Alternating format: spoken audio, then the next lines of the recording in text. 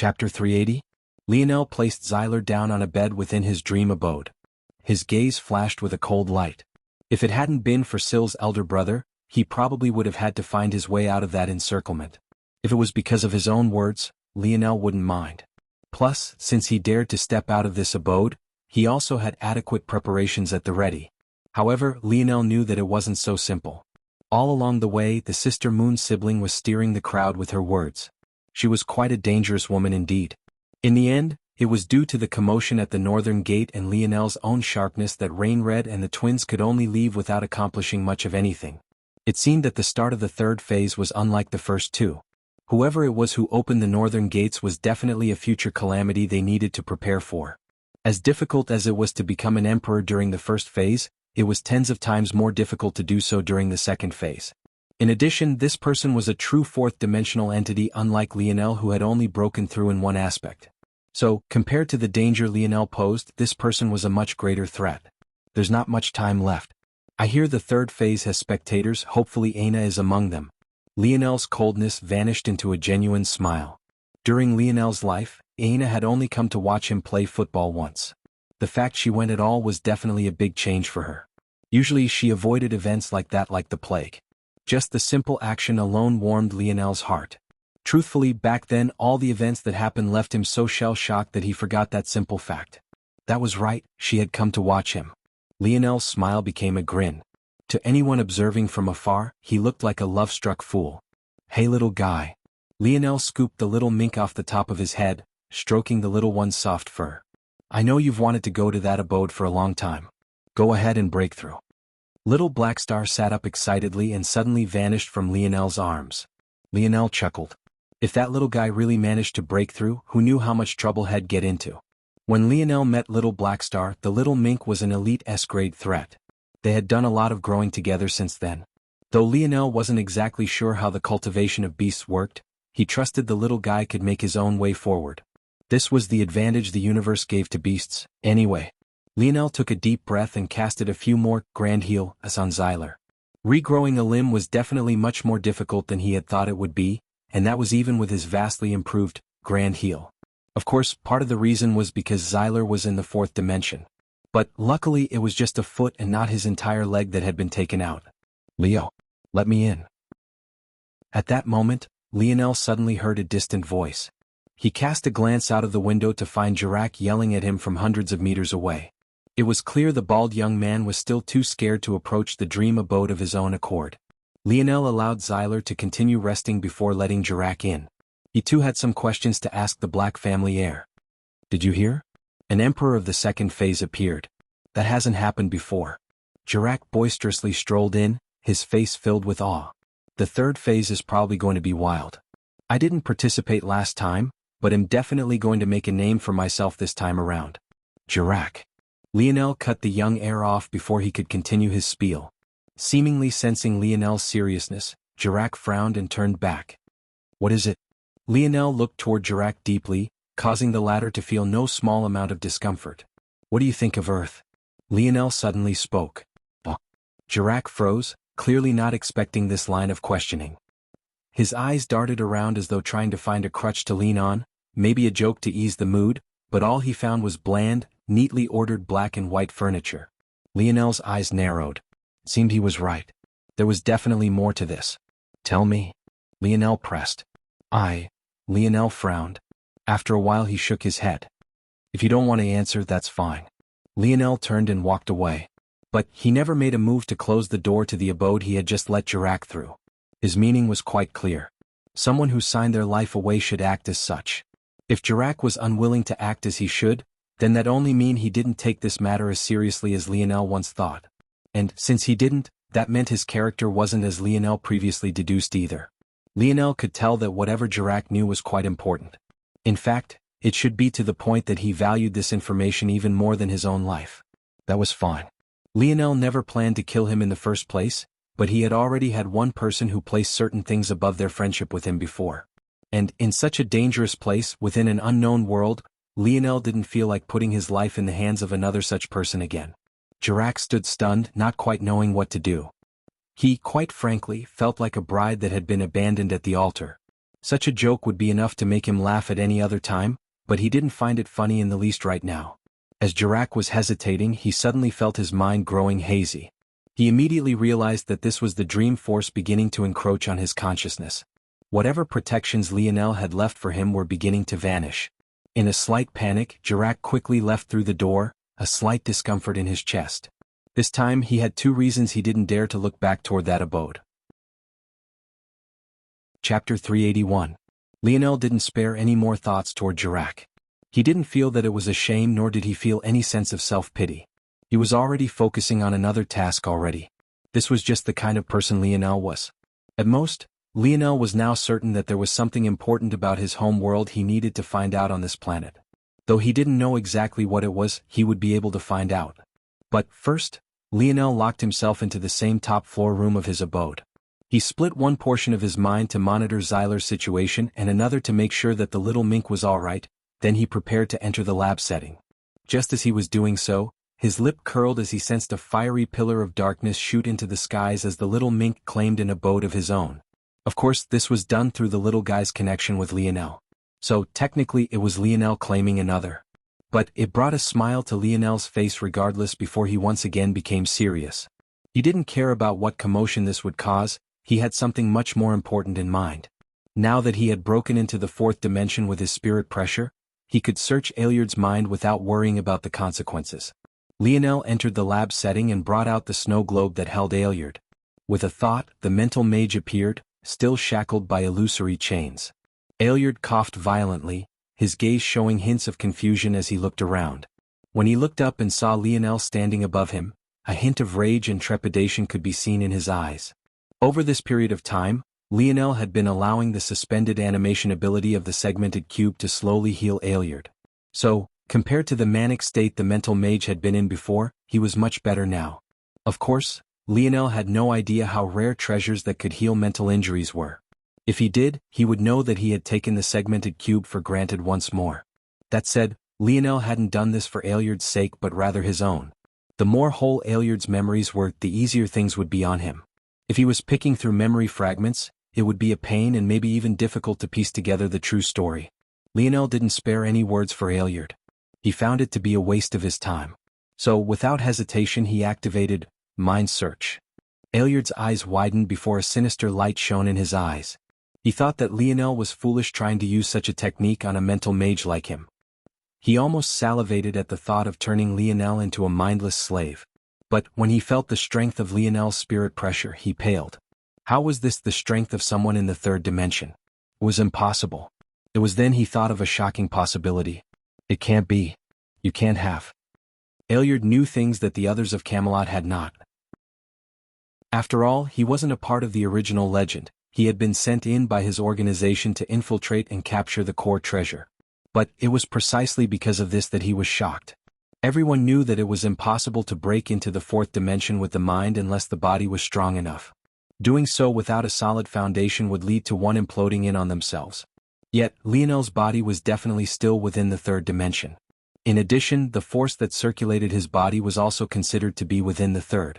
It shouldn't have been possible to do this unless Lionel had an ability or a lineage factor that allowed him to circumvent these rules. Unfortunately for Aeliard, Lionel had not just one of these things but both. Aeliard fell into despair as he felt his memories being eaten away at. No matter how hard he fought back, Lionel's mind was like a violent swarm. Mind Search was a truly sinister technique. A more accurate title would most definitely be Mind Swallow. To say that one was searching was completely inaccurate.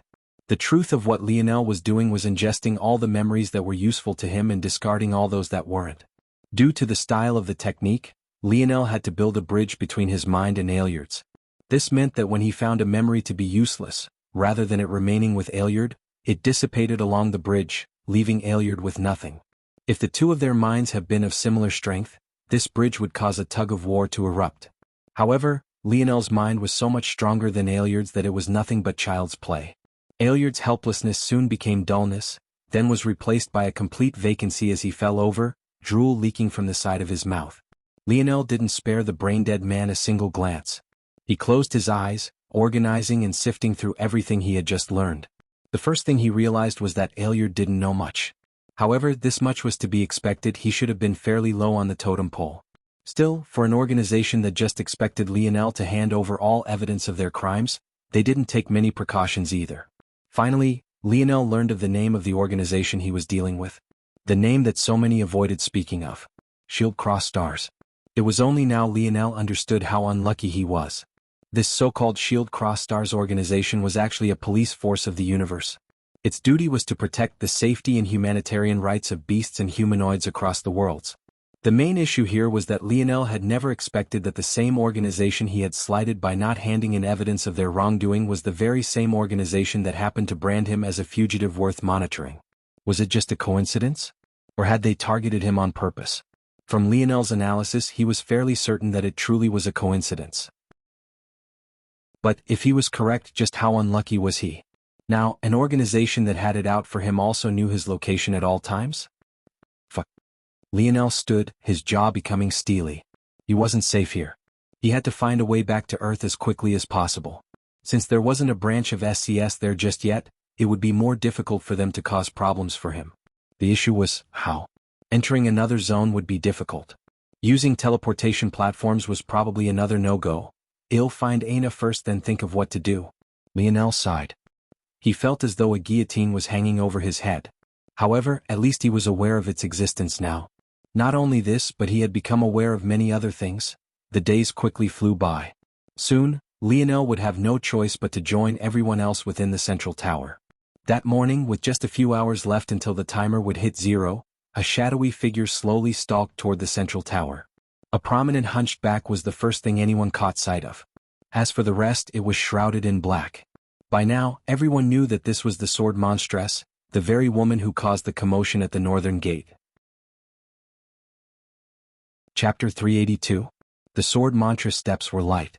It was almost impossible to accept that her figure was so large yet so nimble. From the third phase onward, all of the trials would begin with the central tower as the centerpiece. As a result, the population of people flowing into it was quite large to begin with. So, it was no surprise that such an odd figure stood out right from the very beginning. Of course, there was no lack of odd individuals. However, from the very beginning, most eyes had been focused toward the northern sector's entry gates. For such a figure to come from this specific region immediately caught the attention of many. Despite the fact those tasked with observing the northern sector had their own speculations, they didn't dare to confirm it themselves.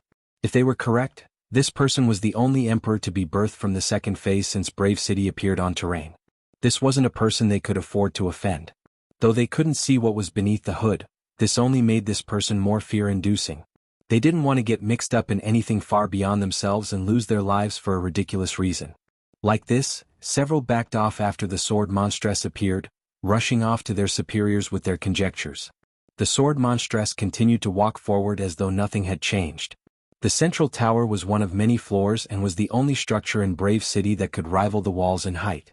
At the same time, it was also an incredibly wide structure despite the fact it was definitely much taller than it was so.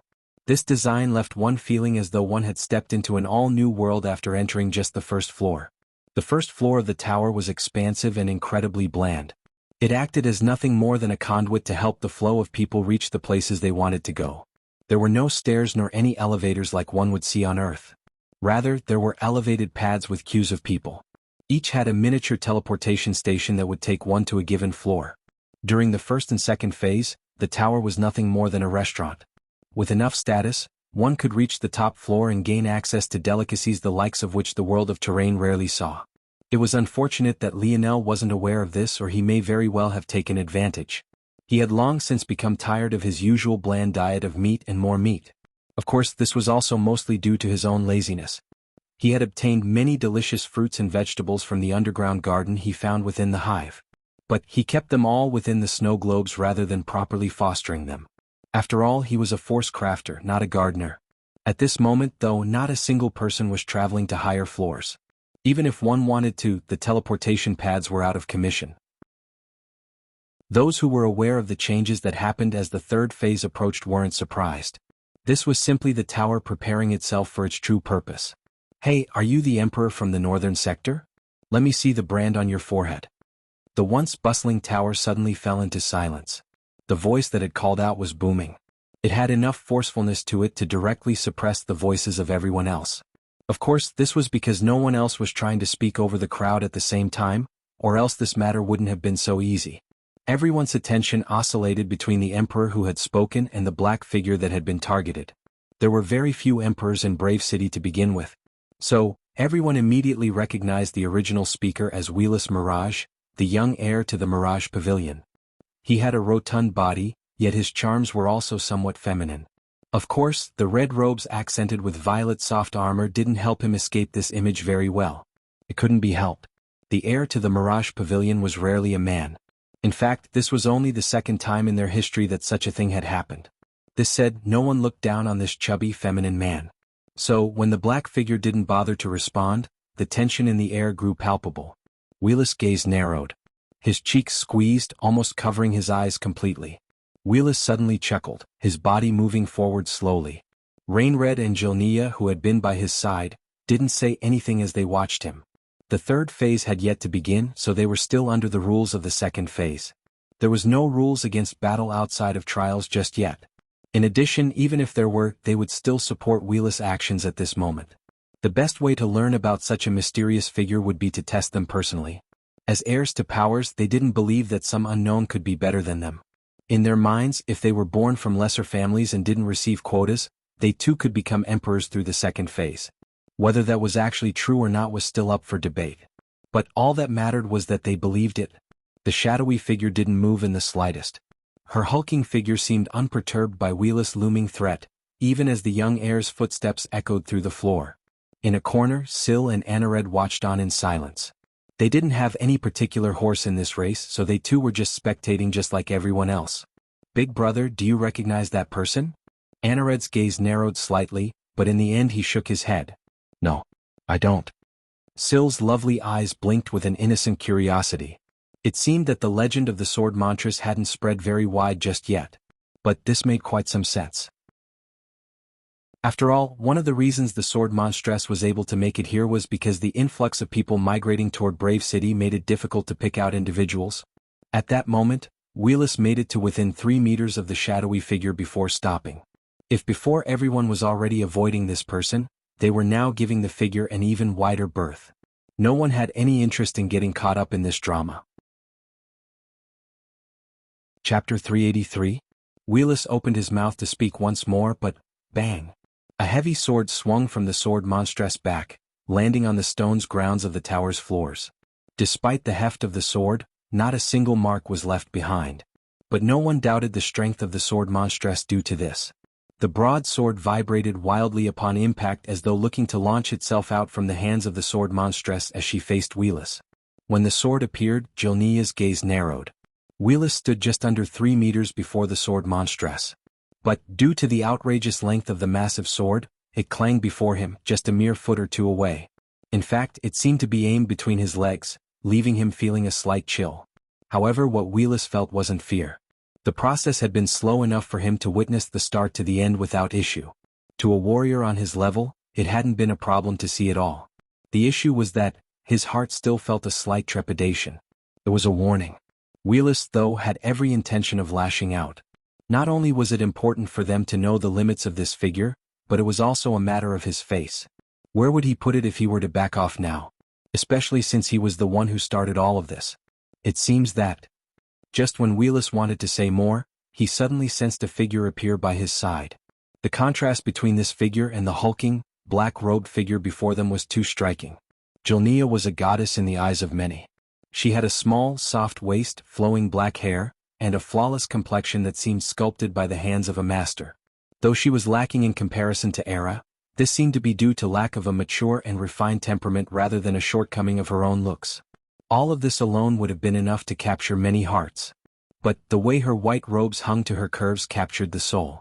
And whether by design or coincidence, the way her sky-blue soft armor cupped her chest and accentuated her slender legs only made more imaginations run wild. The moment she appeared, most directly forgot about Wheeless and what he had been planning to do. To them, there was no better entertainment than a beauty, even if she only stood there and did nothing else. In a corner to his own, having reunited with the members of his Black City, Jirak was enthralled. He only barely managed to stop himself from whistling. It was fine if he teased a weak woman, but if he teased someone like Jilnia, well, let's just say he didn't have any fantasies of being castrated anytime soon. What are you doing? Jilnia all but ignored Wheelus. But it was difficult to get angry at a beauty, so Wheelus only shook his head and let her do as she pleased. That sword, Jilnia said coldly, looking from the tip of the blade that reverberated against the ground to the shadowy figure. I received reports from my subordinate cities that several massacres had occurred. The perpetrator was a woman with a hunched back, dressed in black robes and wielding a great sword. That was you? A shocked silence overcame everyone. The first thing that caught them by surprise was the word woman. It was hard to connect the hulking figure before them with the fairer sex. But after that sunk in, they recognized the word massacre. You mean to tell them that someone actually slaughtered their way through World's End false territory? And even dared to come to Brave City right afterward? They couldn't decide whether this person was brave or just stupid. At this point, it didn't even matter whether Jilnia's words were true or not. When it came to matters like this, whoever held the most strength would be the one in the right. And it seemed now that not only had this sword monstress angered Wheelus with her disregard, but she had also enraged Jilnia by slighting the power behind her.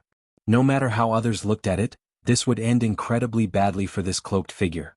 Still, despite the young heiress' pointed questions, the sword monstress still didn't respond. The reverberations of her sword sung through the tower's first floor as though acting as her reply. If you're dissatisfied, just come, it seemed to say. At that very moment, Lionel stood before the dark abode, shaking his head. He turned his head toward the looming numbers in the distance and sighed again. 0:0:8:39. Considering his location, it wouldn't take him long to get to the central tower. But he still felt uncomfortable cutting it so close. He wasn't sure if there would be a penalty for being late. But considering his current situation, he didn't dare to test it out. He felt that if there was a timer, there was a reason for it being there. Now, whether that was true or not, once again he was unsure. But better safe than sorry. He was a bit regretful that he had allowed the little mink to enter on his own now. Unfortunately, Lionel had forgotten that the first time he watched the little mink evolve, the little guy had fallen into a deep sleep for several days. This was likely happening again. Forget it. It will take me 2 minutes and 21 seconds to make it from here to the tower at full speed. I'll wait until 0:0:2:30 is left on the clock, then. Lionel felt that the little mink should be fine within the abode. From what he knew, there was no one else capable of claiming a dark abode. And even if there were, they would all be taking part in the third phase. So, everything should be fine. Just when Lionel had made this decision, a black blur suddenly shot out from the house and barreled right into his chest.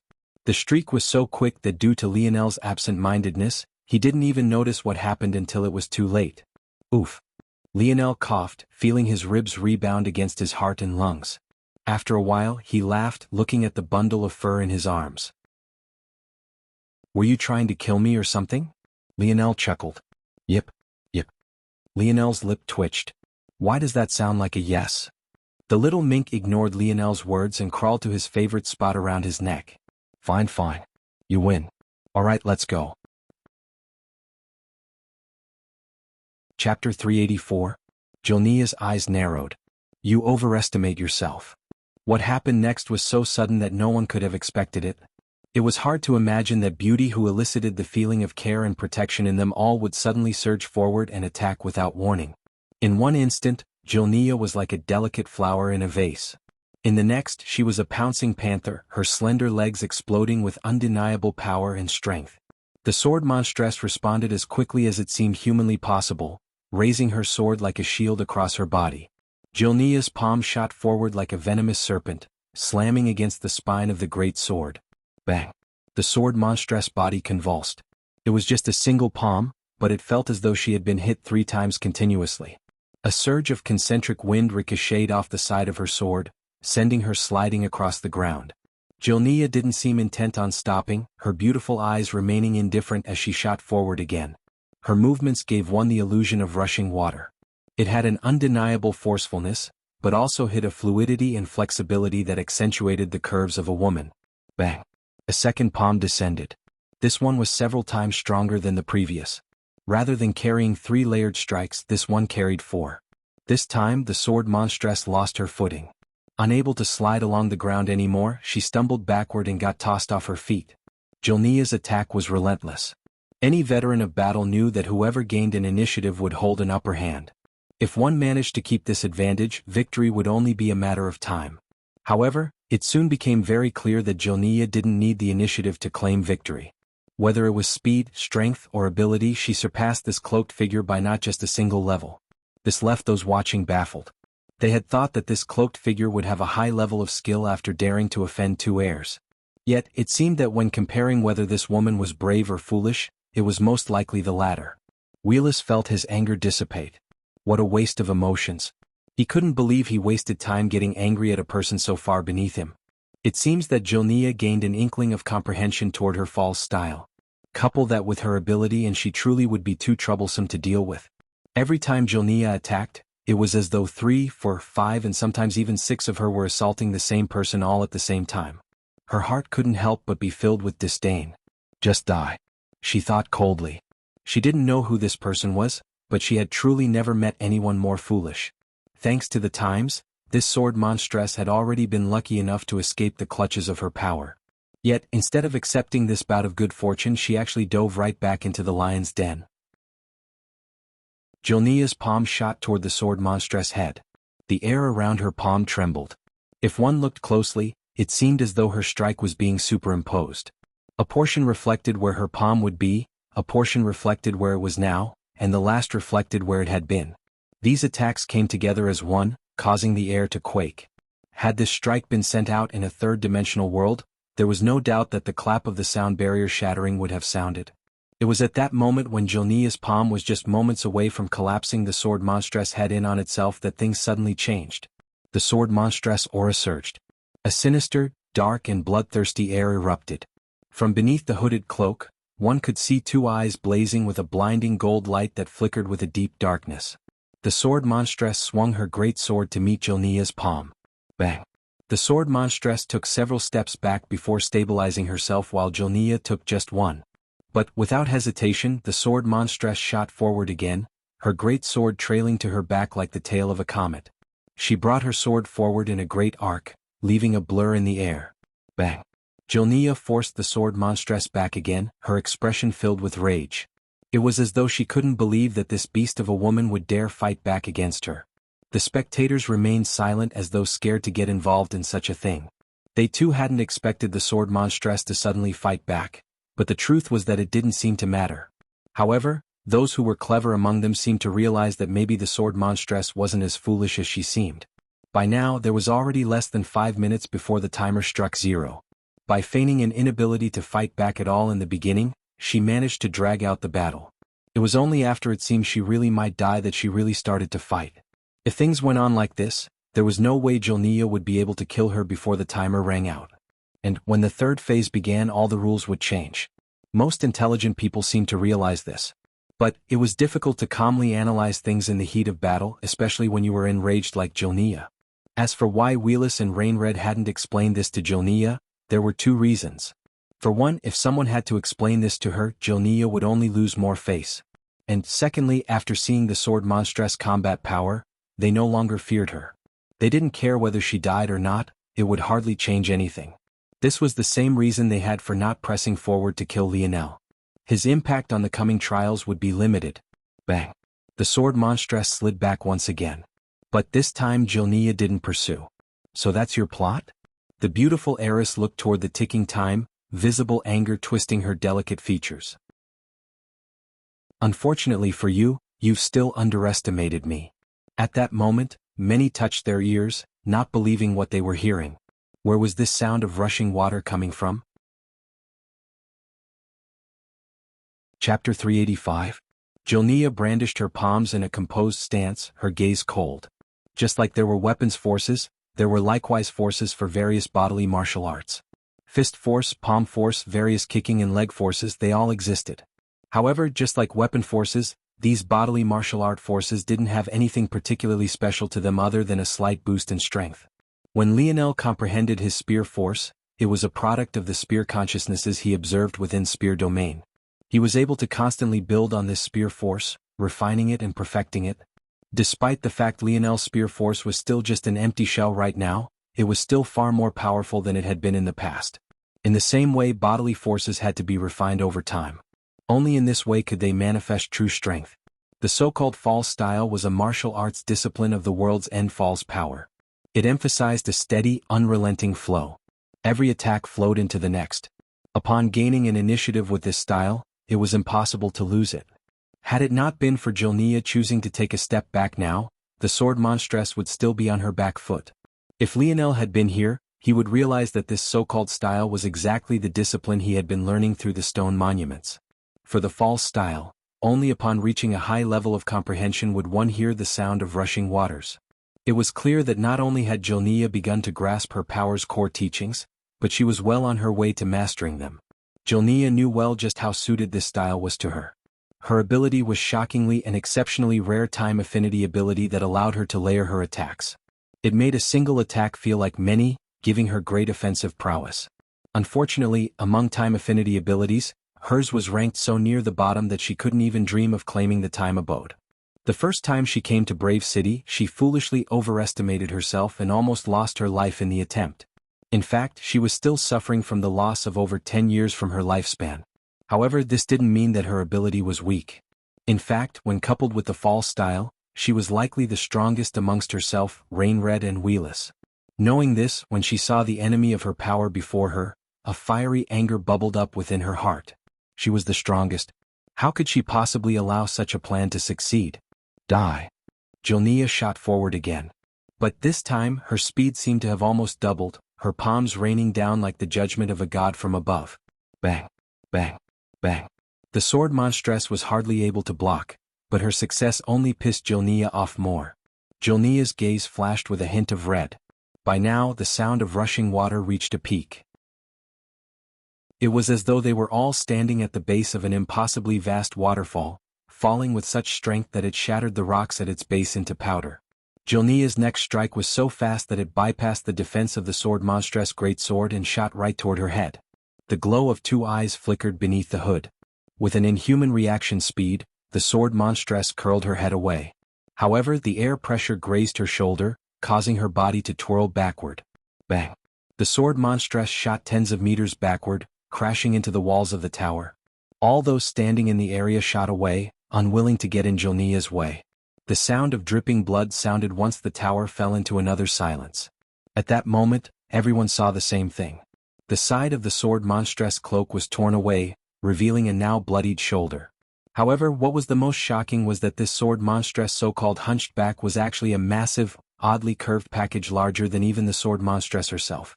With much of the cloak ripped away, it was easier to estimate the sword monstress' true size. In fact, she looked like quite a petite young lady. And with the way her black hair fell over her face, she even seemed somewhat enticing. However, those thoughts of curiosity all vanished when the sword monstress raised her head. In all their years they had never seen such a grotesque sight. A ghastly infection ran across her face like the trenches of a muddy war. The scars were so inflamed that they even somewhat covered the portions of her face that hadn't been run across by them. Colors of green, purple and even gross brown ran across them all. It all reflected beneath the light in a way that made the skin of all those who saw it crawl. "It's you." Jilnia's gaze blazed. The sword monstress used her sword as a crutch and pushed herself up. Under the gazes of everyone present, the wound to her shoulder rapidly healed. In the blink of an eye, other than the blood that still ran over her skin, it seemed as though she had never been injured at all. Jilnia's pupils constricted. She remembered this ability, but it was even more potent than it had been in the past. Unfortunately, it wouldn't matter. A dead person couldn't heal. The sword monstress walked forward with an indifferent expression. The cloak she wore had nothing to do with a will to hide her face. If it was about this, she would wear a mask instead. Rather, the cloak was a convenient way to hide the curved box on her back. This was what she wanted to hide. But, since it was out in the open already, it didn't matter much anymore. Since she had already made it to Brave City and the third phase was about to begin, keeping it hidden no longer mattered. Jilnia's gaze flashed with a cold light. At that moment, though, a person suddenly rushed into the tower's first floor. In such a silent environment, especially when everyone had already arrived early, such an arrival caught the attention of many. Even Jilnia couldn't help but spare a glance. A young man with handsome and sharp features shot inside, a wide grin on his face when he noticed the time hadn't quite hit 0 just yet. The young man seemed to be in a great mood. But, with his sharp senses, he seemed to realize that something was off about the atmosphere. After scanning the area, his gaze landed on two young women. The young man's eyes widened. Aina? The young man's expression suddenly changed. Any words he was going to say were cut off, his mind going blank. Those who spoke about the details of this day in the future would remember it as the day they felt the most fear they ever had in their lifetimes. Each and every person present felt as though their hearts had been gripped by a reaper, like bone-cold waters had been poured into their veins, traveling through their bodies and leaving them completely paralyzed. Out of her own control, Jilnia's body shot backward at the fastest speed she could muster, her heart thumping so hard that it felt like it might fly from her chest at any moment. The young man vanished, appearing before the sword monstress in the blink of an eye. Only a rare few could even see how he moved, and even those who could felt as though he had become nothing but a streak of gold light. He stood before the sword monstress, his eyes blazing. In that instant, several collapsed to the ground, their visions turning black. The pressure was so suffocating that even many who managed to maintain their consciousness fell to their knees, tears of fear falling from their eyes. Who did this to you? They'll kill them all. A palpable aura surged out like a sea of blood, enveloping the tower's first floor. The young man's voice boomed, causing the air to quake and tremble beneath his rage. For the first time, there was a ripple in the sword monstress' gaze.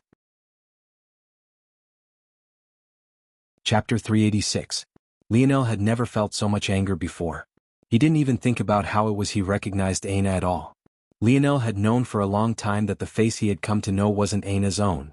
He never once thought of asking her why that was. To him it simply didn't matter. But after finding out the truth, his blood boiled and seethed. He didn't care about what Aina looked like.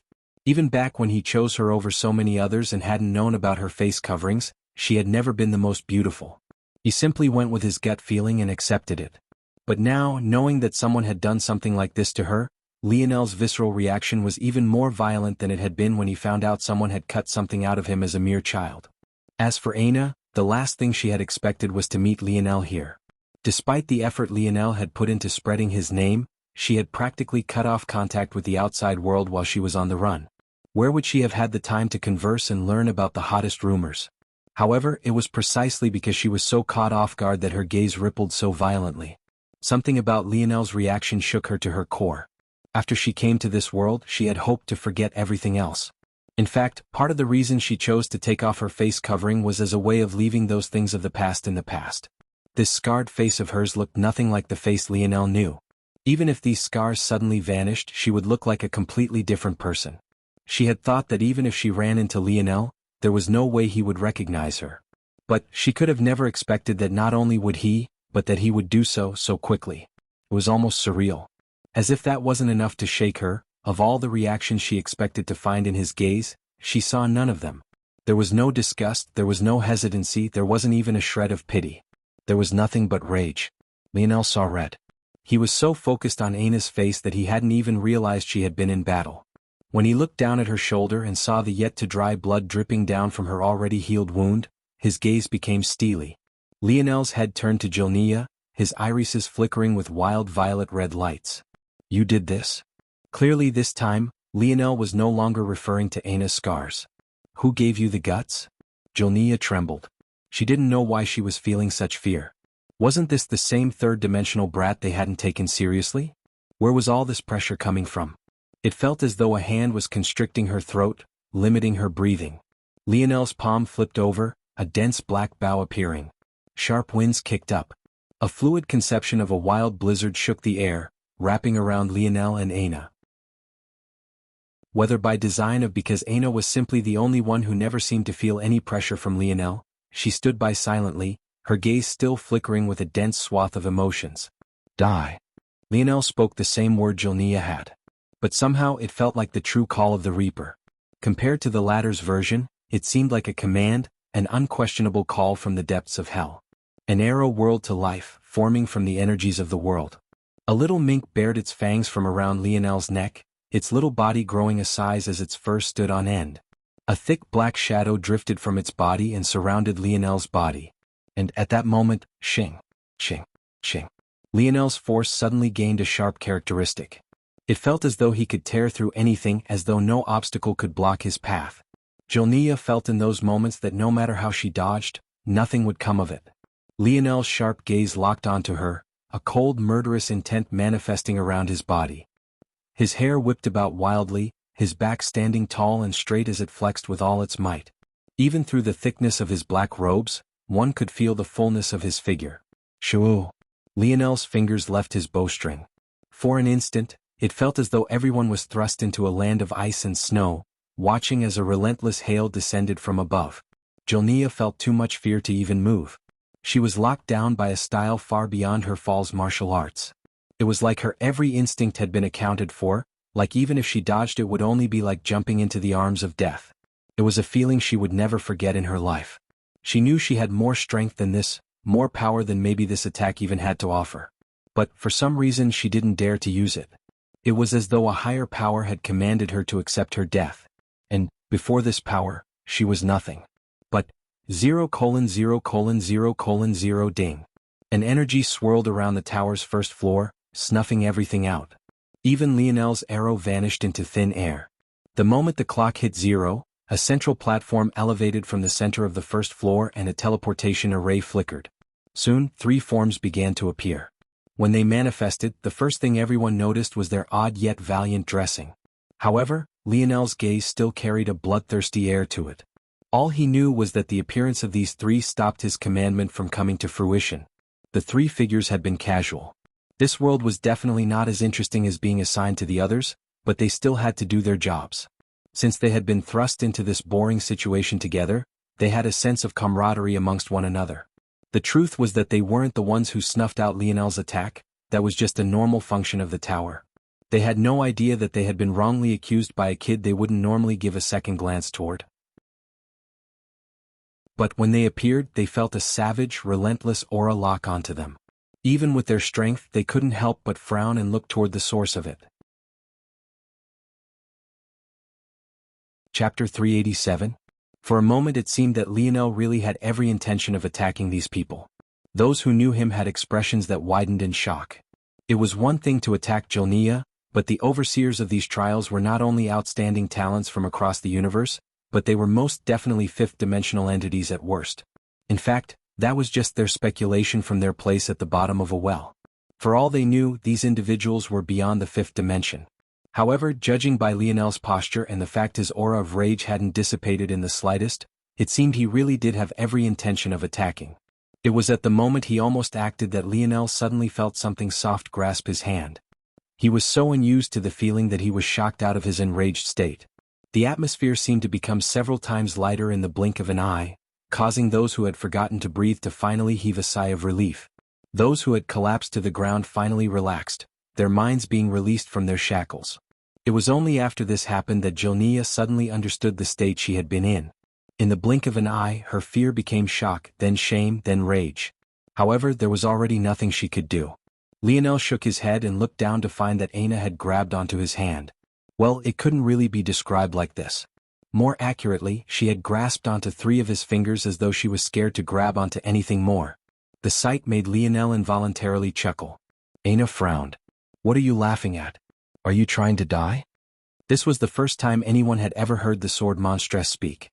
They couldn't have ever expected for her voice to be so soft and pleasing to the ears. It was as though she was caressing their eardrums. Lionel looked into Aina's eyes curiously. Aina suddenly became self-conscious and looked away. After she had done it, she realized that she was acting out of character. "It's ugly, I know." Aina didn't say these words aloud. But this was the very first time she had even thought them to herself. It was a surprise to her that her mind even went to such a place. These scars had been with her all her life. But they never filled her with disgust toward herself, they only filled her with rage. After the metamorphosis began and she realized how she could use them to her advantage, they even became a source of pride for her. It represented her resilience and her hard work. For all these reasons, she couldn't believe what she had just breathed to life in her thoughts. She had never been such a person. It was the Brazinger family, right? Lionel's smile vanished once again, his expression hardening. Aina froze for a moment but didn't look back toward Lionel. "Good." Lionel looked away. "He'll make certain to raise them to the ground then." Aina remained silent and slowly let go of Lionel's fingers. From the distance, Anared watched this with a frown. After regaining his bearings from Lionel's previous outburst, he began to calmly analyze the situation. and quite frankly he didn't like what he was seeing. However, Lionel wasn't paying attention to this anymore. He continued to stand by Aina's side. He wasn't going to let her out of his sight again. Everything else that happened from this point on no longer mattered much to him. The first reason he had agreed to join the Kiafer family's quota was in order to find a path toward finding Aina. Beyond that, the only reason he had tried to stand out so much was also for this reason. Now, as far as Lionel was concerned, nothing else was quite so important. Of course, he would still do his part to repay the Kiafer family for their role in helping him find Aina. That was the least he could do anyway. The three figures on the platform looked toward Lionel with a frown, wondering where such pressure came from. How could they bother to care about drama between kids? As a result, they had no idea what had happened here previously. But, looking at the sorry state most were in, they felt it had something to do with this young man. Their gazes unconsciously shifted toward the young woman by his side. By now, Aina had regained her bearing and stood there silently. Though she had let go of Lionel's hand, she at least didn't move away from him. In Lionel's book, that much was a plus. The three figures were much more experienced than the others here. While these kids only saw ugly infected scars, they saw a curse. They raised their eyebrows. The only female among the three looked toward Aina with a gratified gaze.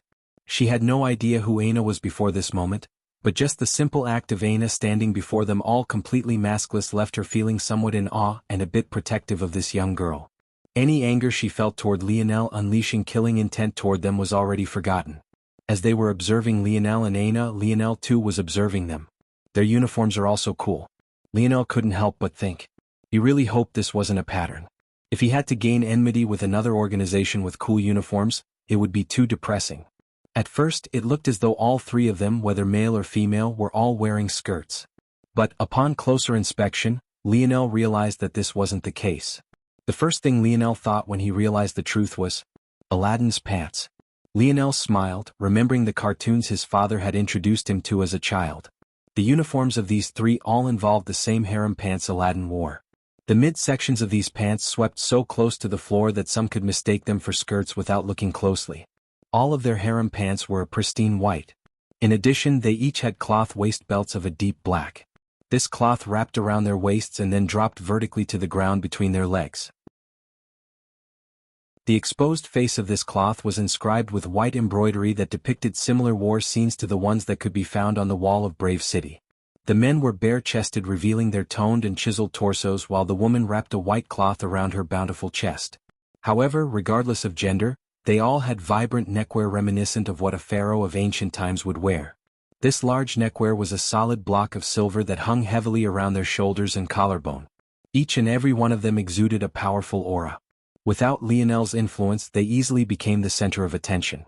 No, they demanded it. Chapter 388. Seeing that Lionel didn't seem to be off-put by their gazes and even seemed to be sizing them up, the three looked toward one another. Maybe this world wouldn't be as boring as they originally thought. All right. The female took the lead, stepping forward. Her voice alone grabbed all of their attention, causing them to almost forget everything else. Most of you have participated before and are aware of the process. Those who haven't, step forward. The registration process will be the same. Age, affinity, and rank will all be taken down before proceeding to the next step. The central platform flashed with a small light. When it faded, an altar had appeared before the female with a small indent within it. No one dared to test the patience of the three figures. So, those who had already participated in the past took several steps back, making way for the newbies. Among these new participants there were, of course, Lionel and Aina. But there were other easily recognizable figures. There was young Miss Swan, Syl, Jirak, and even Zyler. These four kept sweeping glances toward Lionel, but it was as though there was nothing else worth his attention after Lionel appeared. In fact, he seemed to be smiling more, leaving a curtain of warmth around him. It was hard to believe that this was the same young man that fear-inducing aura had just come from. Syl and Kyra kept looking between Lionel and Aina. As for Zyler, he had a complicated look in his eye. He still couldn't believe that Lionel had been the one to save him. Finally, Jirak didn't dare to look again after the first time. His chest still weighed heavily with guilt. The truth was that Lionel had long since forgotten about Jirak. But maybe it was exactly this that left the latter feeling so uncomfortable. It wasn't as though the two were the best of friends, but Jirak still felt like he was losing something. But, How could his loyalty to Lionel already be greater than his loyalty to his own family? Though this sounded logical, Jirak knew the real reason he felt guilty. It was precisely because his actions were tantamount to going back on his own word. Since he said his life was now Lionel's, that should have been the end of the story. The fact he was still holding back only meant that he never took his word as seriously as he claimed to. Jirak Black. 31 years old. Medial grade 4 wind elemental affinity. Jirak took his palm away from the groove in the altar. The female nodded slightly. Jirak hesitated. Is something the matter? The female asked, slightly impatient. Jirak smiled sheepishly. Usually this grin of his worked 4 out of 5 times on the ladies. But the female continued to glare at him, causing him to retract it just as quickly as he had deployed it. Coughing slightly, Jirak cleared his throat. What does a grade 4 affinity mean? The female didn't really want to answer. But, unfortunately, this was part of her job description. Affinity is a comparison of your skill with a type of force in comparison to your dimensional stage. The higher your affinity in comparison to your stage, the higher the score. Inferior grade 4 is the average for someone within the 4th dimension. If you had the equivalent of this affinity within the 3rd dimension, your affinity would be marked out at grade 5. A grade 5 affinity is enough to skip the preliminary rounds. Of course, what the female didn't bother to say was the fact that an inferior grade 4 evaluation was only average in terms of the standards of their organization's new recruits. On a 4th dimension world like Terrain, especially one reaching the end of its potential, grade 4 was considered to be an elite amongst elites, let alone medial grade 4. Oh, I see. Jirak stepped down feeling somewhat dejected. Kyra Snow. 29 years old. Inferior grade 4 variant water affinity. Sil Kiefer. 30 years old. Medial grade 4 empty sword embryo.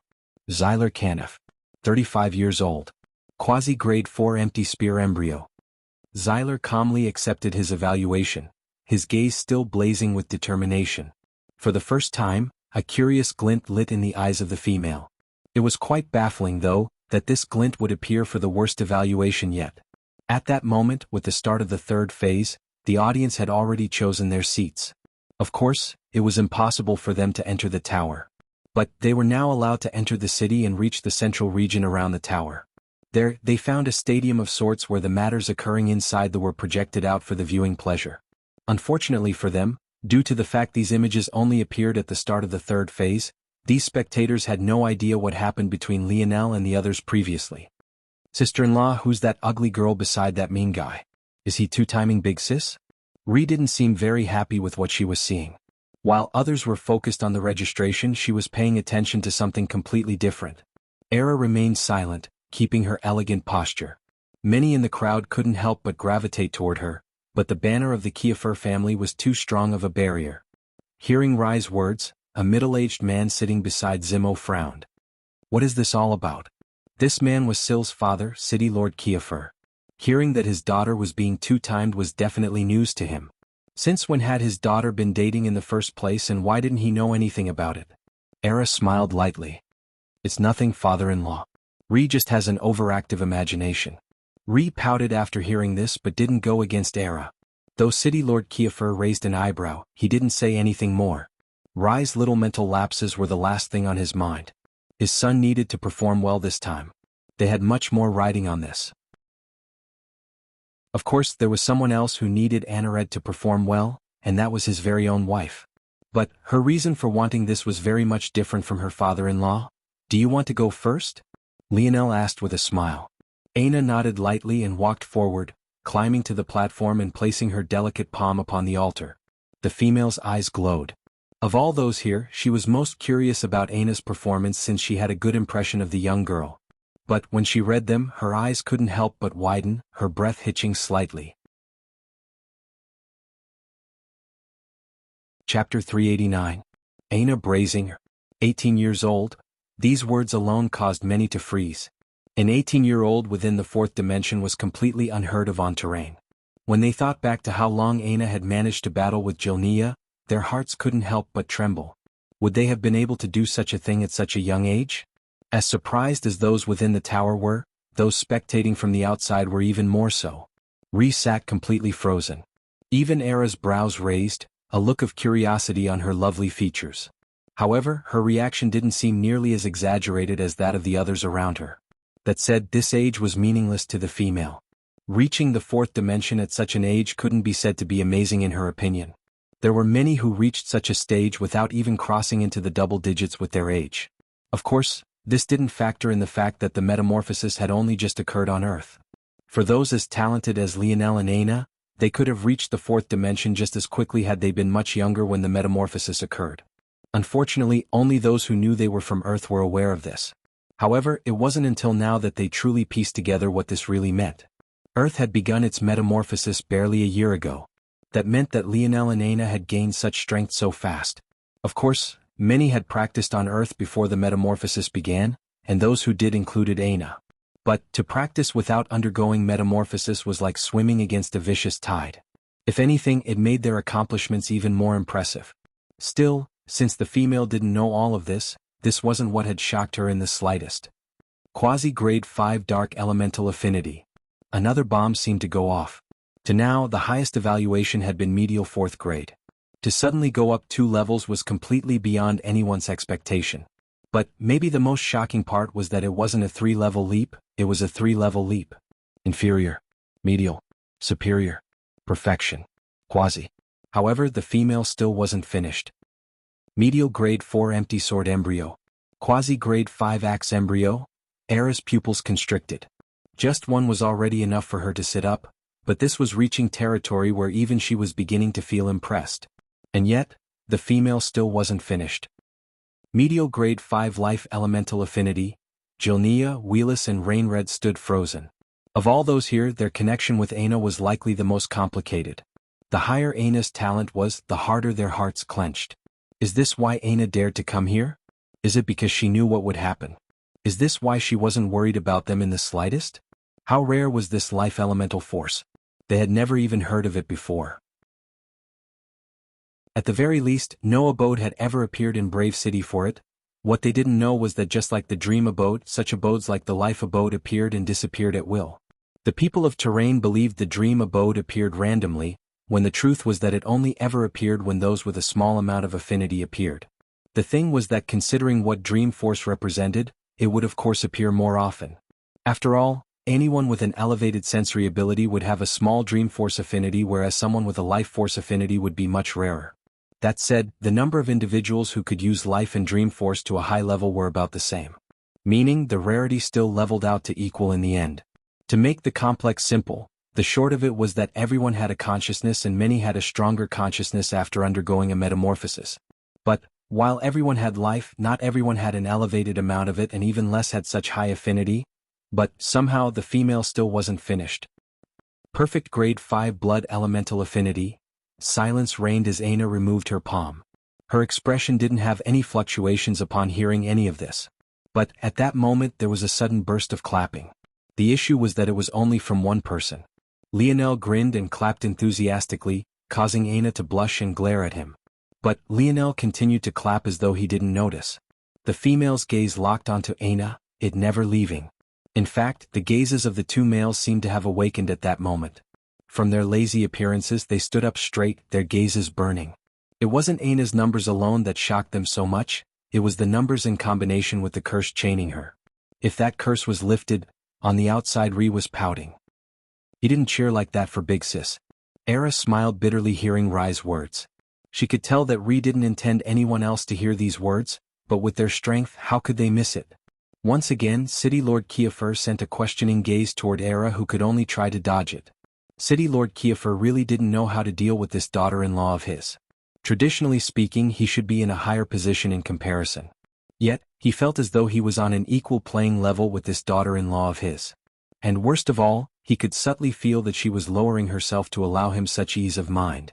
In the end, he could only drop the topic once again. Within the tower, Lionel grinned as he watched Aina step down. Though she kept avoiding his gaze, he didn't mind. Others, though, found it hard to believe that the sword monstress was even capable of being embarrassed.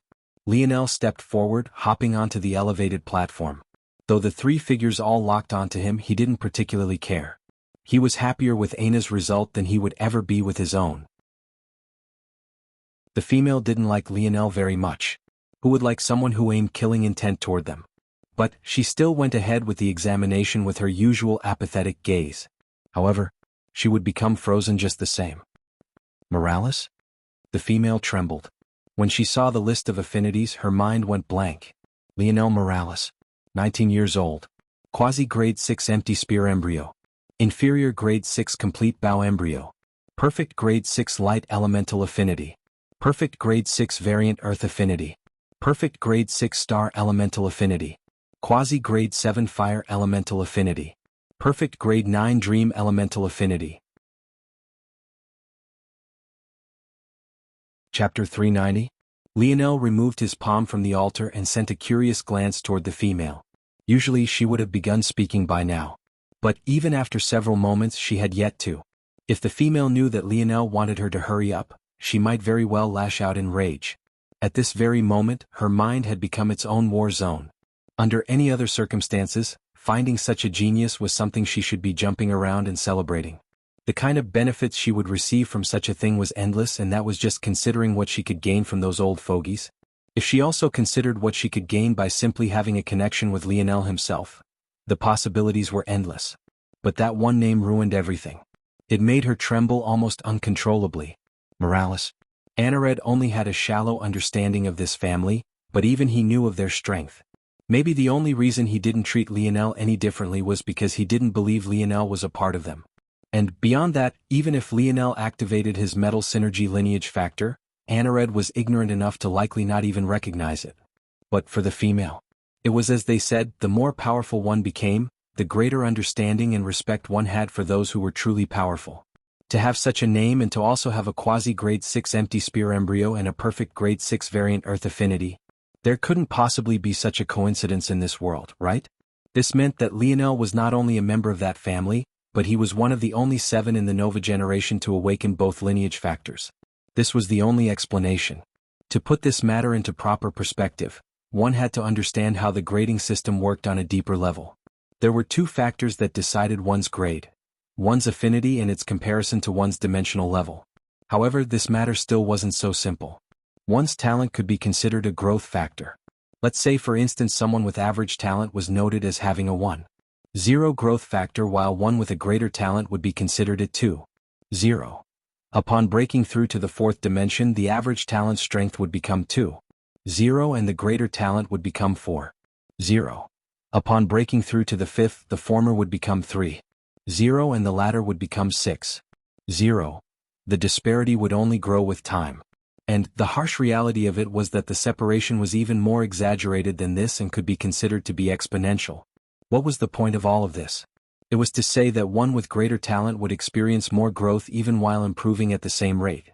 If this logic was applied to the grading system, it meant that the disparity between Lionel's dimensional level and his affinity would only grow with time, meaning that as he continued to improve, his grade would only continue to do so as well. For the female's organization, inferior grade 4 was considered average for new recruits. However, superior grade 4 already made you an elite amongst elites. To touch upon quasi-grade 5 within the 4th dimension was enough to make you an asset greatly worth fostering, while entering grade 5 firmly would make you among the few worthy of vying for a leadership position within the organization. The main issue here was that Lionel was still within the 3rd dimension. Yet, his worst talent was considered to be of the quasi-grade 6 level. And his one talent that could be considered to be of the 4th dimension, his dream force, was perfect grade 9. This was all to say that these 3 were nowhere near equipped to deal with something like this. Take a potential heir of the Morales family as a new recruit? Was that a joke?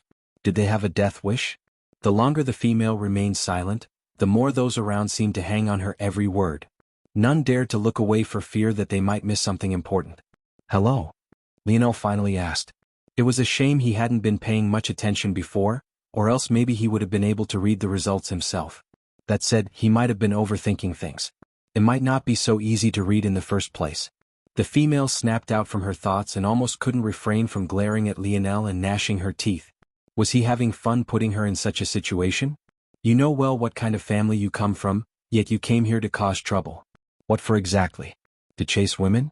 The female thought back to how Lionel treated Aina as though nothing else mattered in the world.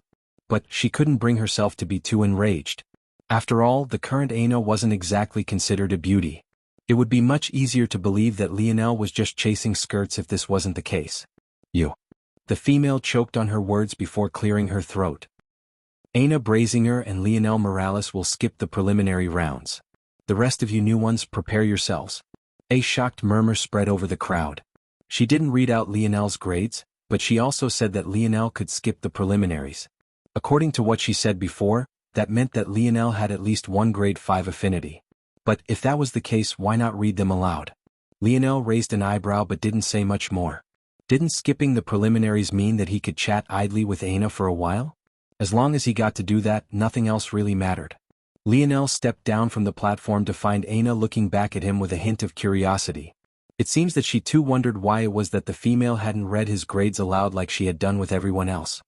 They say curiosity is the first sign of falling in love. Leonel said to no one in particular. However, when Aina registered his words, her heart skipped a beat and her face went red. It was just a shame that much of it was marred by her inflamed scars. Leonel grinned. Let's go to the side and... Leonel's words paused. His gaze shifted to find Syl's elder brother, Anared, standing before him with a cold expression.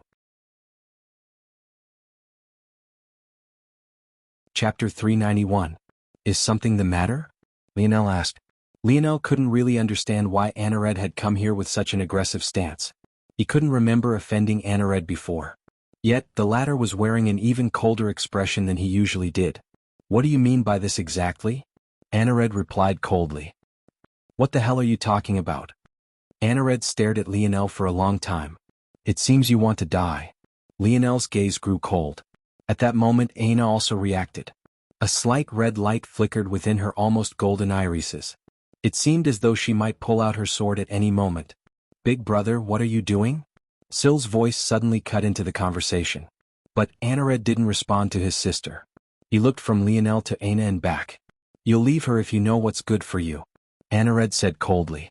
Leonel suddenly took a step forward. There was nothing that could get him riled up quicker than matters related to Aina. In a single bound, he already stood less than a foot from Anared. With his height, he stared down from above, his gaze reflecting a slight violet hue. Anared's sword began to vibrate wildly to his back as though sensing a threat. But Anared didn't take a step back, his white robes billowing beneath Leonel's aura. I don't know what story you've woven for yourself, Leonel began with an icy tone, but I'd suggest you watch your words. The only reason I chose to join your Kiafur family's quota was to find her. I'm sure you're intelligent enough to understand what that means without me spelling it out for you. Leonel's meaning was clear. Why would he choose the Kiafur family over Aina? He would rather fall out with them at this very moment than give up on Aina. However, his words only enraged Anared more. Others took what Leonel said at face value, but all he heard was that Leonel toyed with his sister's emotions for the only purpose of finding another woman. And now that he had found her, he couldn't be bothered to care about his sister anymore. Ching, ching, ching. Brother? Syl all but screamed out. Anared frowned and looked toward his younger sister. You're embarrassing me. Step back. Anared was taken aback by his sister's words. This was the first time Syl had ever raised her voice toward him. Whether it was out of respect or fear, she never had. You misunderstood. Syl continued. It was sister-in-law that made it look as though we were involved. Leonel never made any advances on me. Anared's frown deepened. It doesn't matter. He must take responsibility regardless. Brother. I don't care. Anared continued coldly. Since he can use our Kiafur family, he should be able to take responsibility for it. Anared looked back toward Leonel. He was the only one that seemed to match Leonel's aura without taking a step back. In fact, his battle-intent soared as though he couldn't wait to cut Leonel down right where he stood.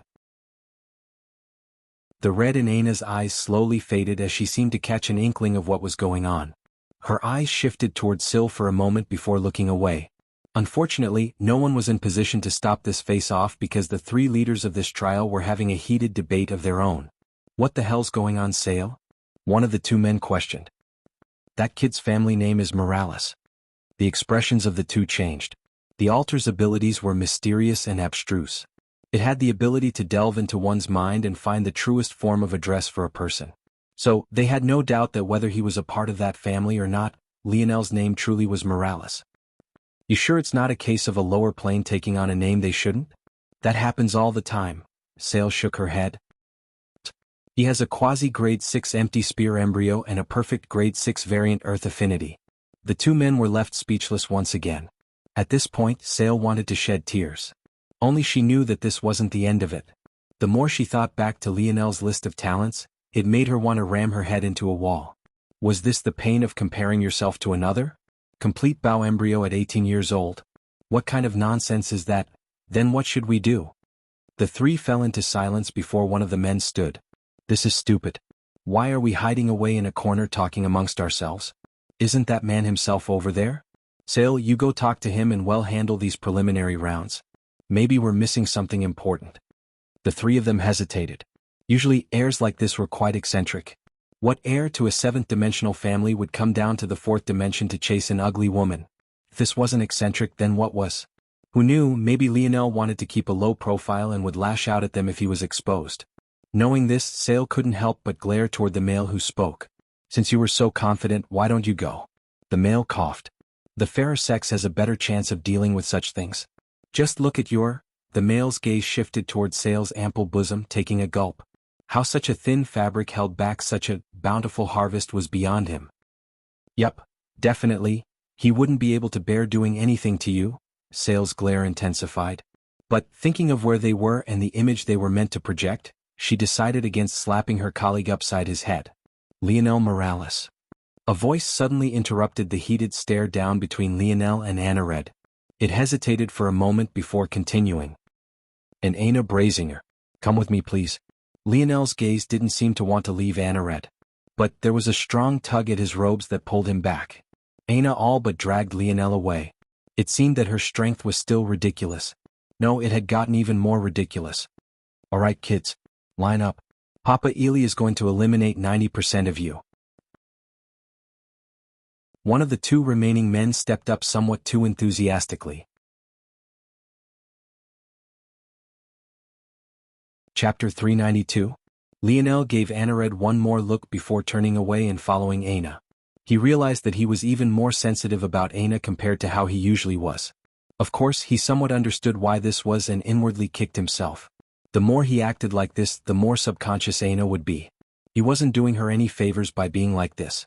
If others heard Lionel's thoughts, they would realize that he seemed to be far more introspective about himself in relation to Aina than he was about himself alone. It was quite an interesting phenomenon, but Lionel of course wouldn't notice this. Sale led the two away. Somehow, likely through a teleportation pad, they disappeared and reappeared in a hidden room that oversaw the first floor. However, Lionel was certain that no one could see them as though they were standing behind a one-way viewing pan of glass. Once they reached this point, Lionel subtly put up his guard. This had long since become a habit of his. In truth, if he could have refused Sale's invite, he probably would have. Unfortunately, the environment only became more constrained over time because Sale didn't speak immediately. In fact, she seemed to be hesitating.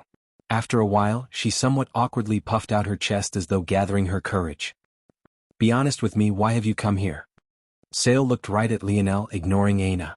In truth, the only reason she had called Aina here was because she hoped that whatever feelings Lionel had for Aina would cause him to go easier on her. Oh. Lionel stood in confusion before he suddenly understood. I know him from Earth, but I didn't hear anything about being unallowed to participate because of this. Was I not allowed? Sale froze. From Earth? What was that supposed to mean? Wait, I think I've heard of Earth before. It's a new world the higher-ups are really invested in, but what does that have to do with this heir? What kind of game is he playing here? Aina stood aside, quite invested in Sale's answer as well. After all, she was from Earth too. The truth was that the reason she had a ticket to Terrain in the first place was because she heard about Brave City. It had to be remembered that the only reason Lionel would ever come to Terrain was because of Aina. And the only reason Aina was sent to Terrain by Lionel in the first place was because she had the ticket to begin with. If she couldn't join the organization behind Brave City, she would have to change all of her plans. You really want to join us? Sale was speechless. Lionel frowned. He really couldn't understand what Sale was getting at. In truth, he didn't want to join any organization. Every single one he had to this point had left a bad taste in his mouth. Plus, he had just rejected old Hutch's offer just a few months ago with the excuse that he didn't want to be under someone else's umbrella.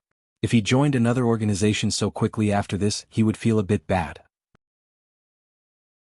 That said, Lionel looked toward Aina. You want to join them? He asked.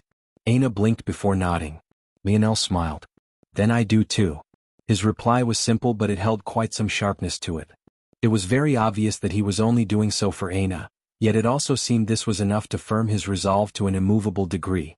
It sounded like even if Sale tried to reject him now, he would fight her to the death for standing in his way. Sale was stunned for a moment before her eyes glowed.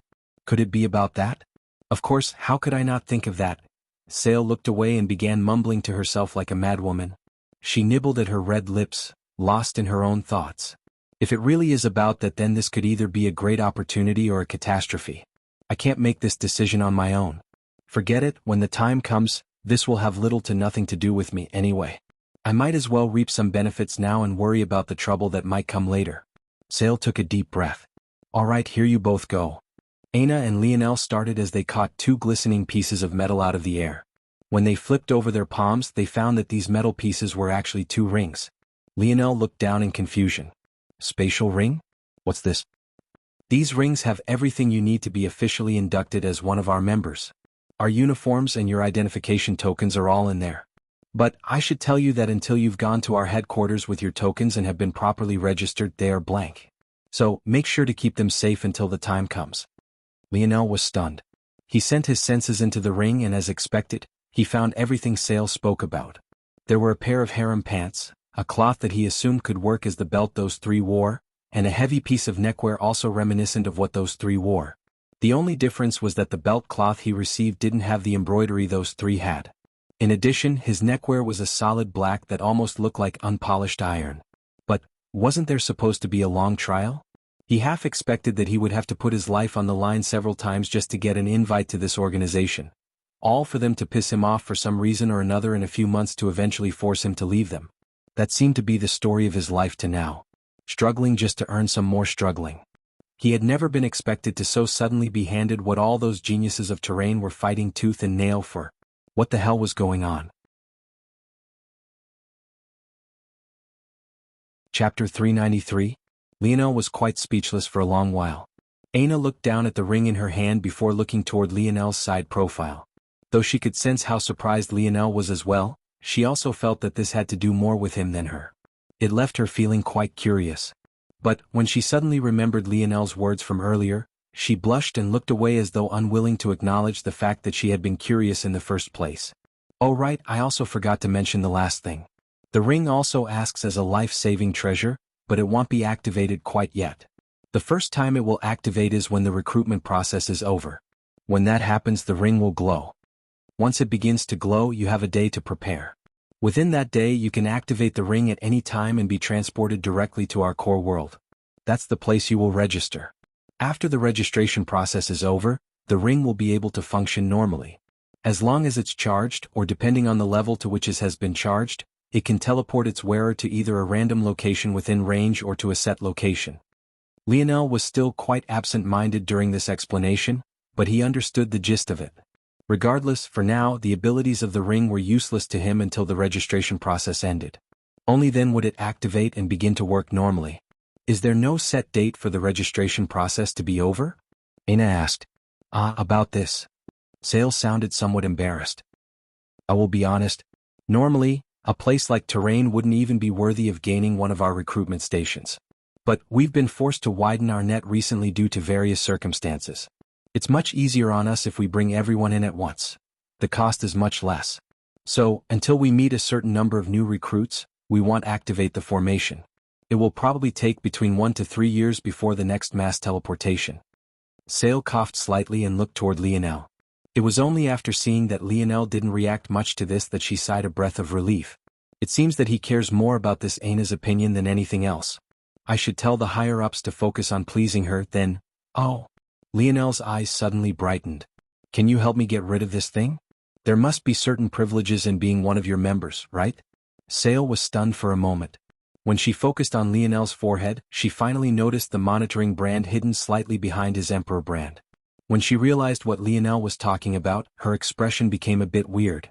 They dared to mark a member of the Morales family? They overestimated themselves a bit too much, didn't they? If one of those behemoths became enraged, who would take responsibility for it, exactly? Sale shook her head. He probably got into a bit of trouble. But it makes sense he couldn't get rid of the brand, he's still a bit too weak to do that. Lionel was right. Even members of the organization behind Brave City couldn't be so casually branded without adequate reason, let alone a member of the Morales family. But Sale seemed to understand that Lionel was hiding himself away, likely to appear humble before Aina and not try to flaunt his status. So she simply nodded and her force surged. Regardless, since he was practically one of them now, it shouldn't be a problem.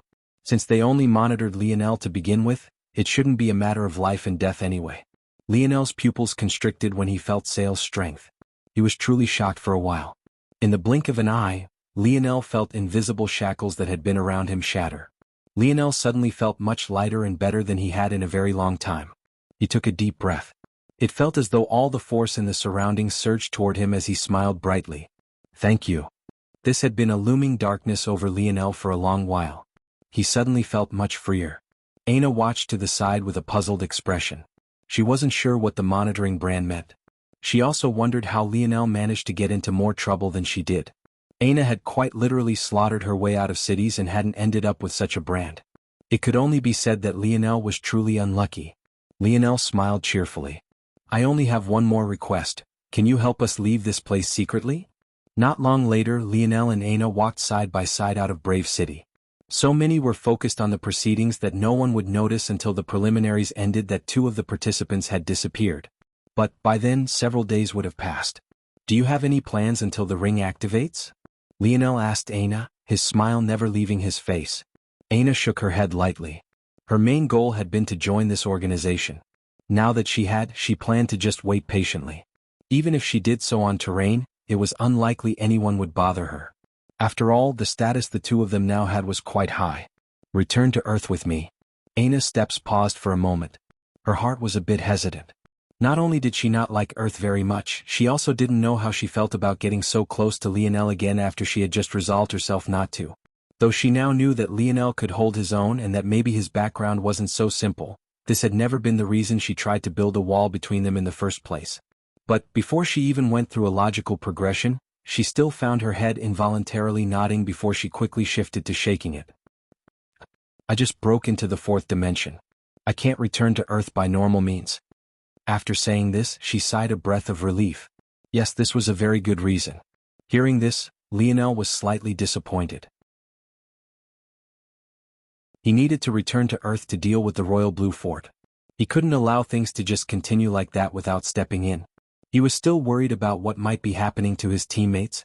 Lionel looked down at his ring and slipped it onto his finger, walking aimlessly forward. He couldn't just ignore the lives of his teammates just to follow beside Aina. There was a limit to how much he could place her as his first priority. Suddenly Lionel froze. He looked down at his ring. He remembered, when he looked inside of it, its space was much larger than his spatial bracelet. When Lionel came to terrain, he noticed that his bracelet went from having a 2 cubic meter space to 1.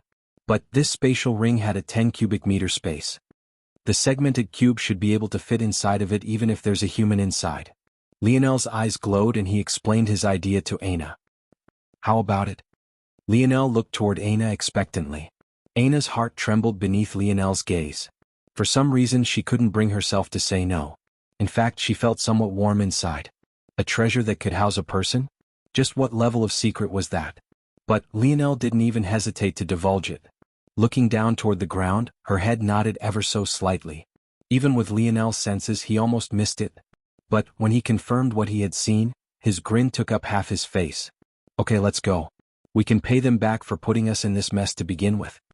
Lionel had no idea that while he was feeling the happiest, Shield Cross Stars had noticed the disappearance of his marking brand.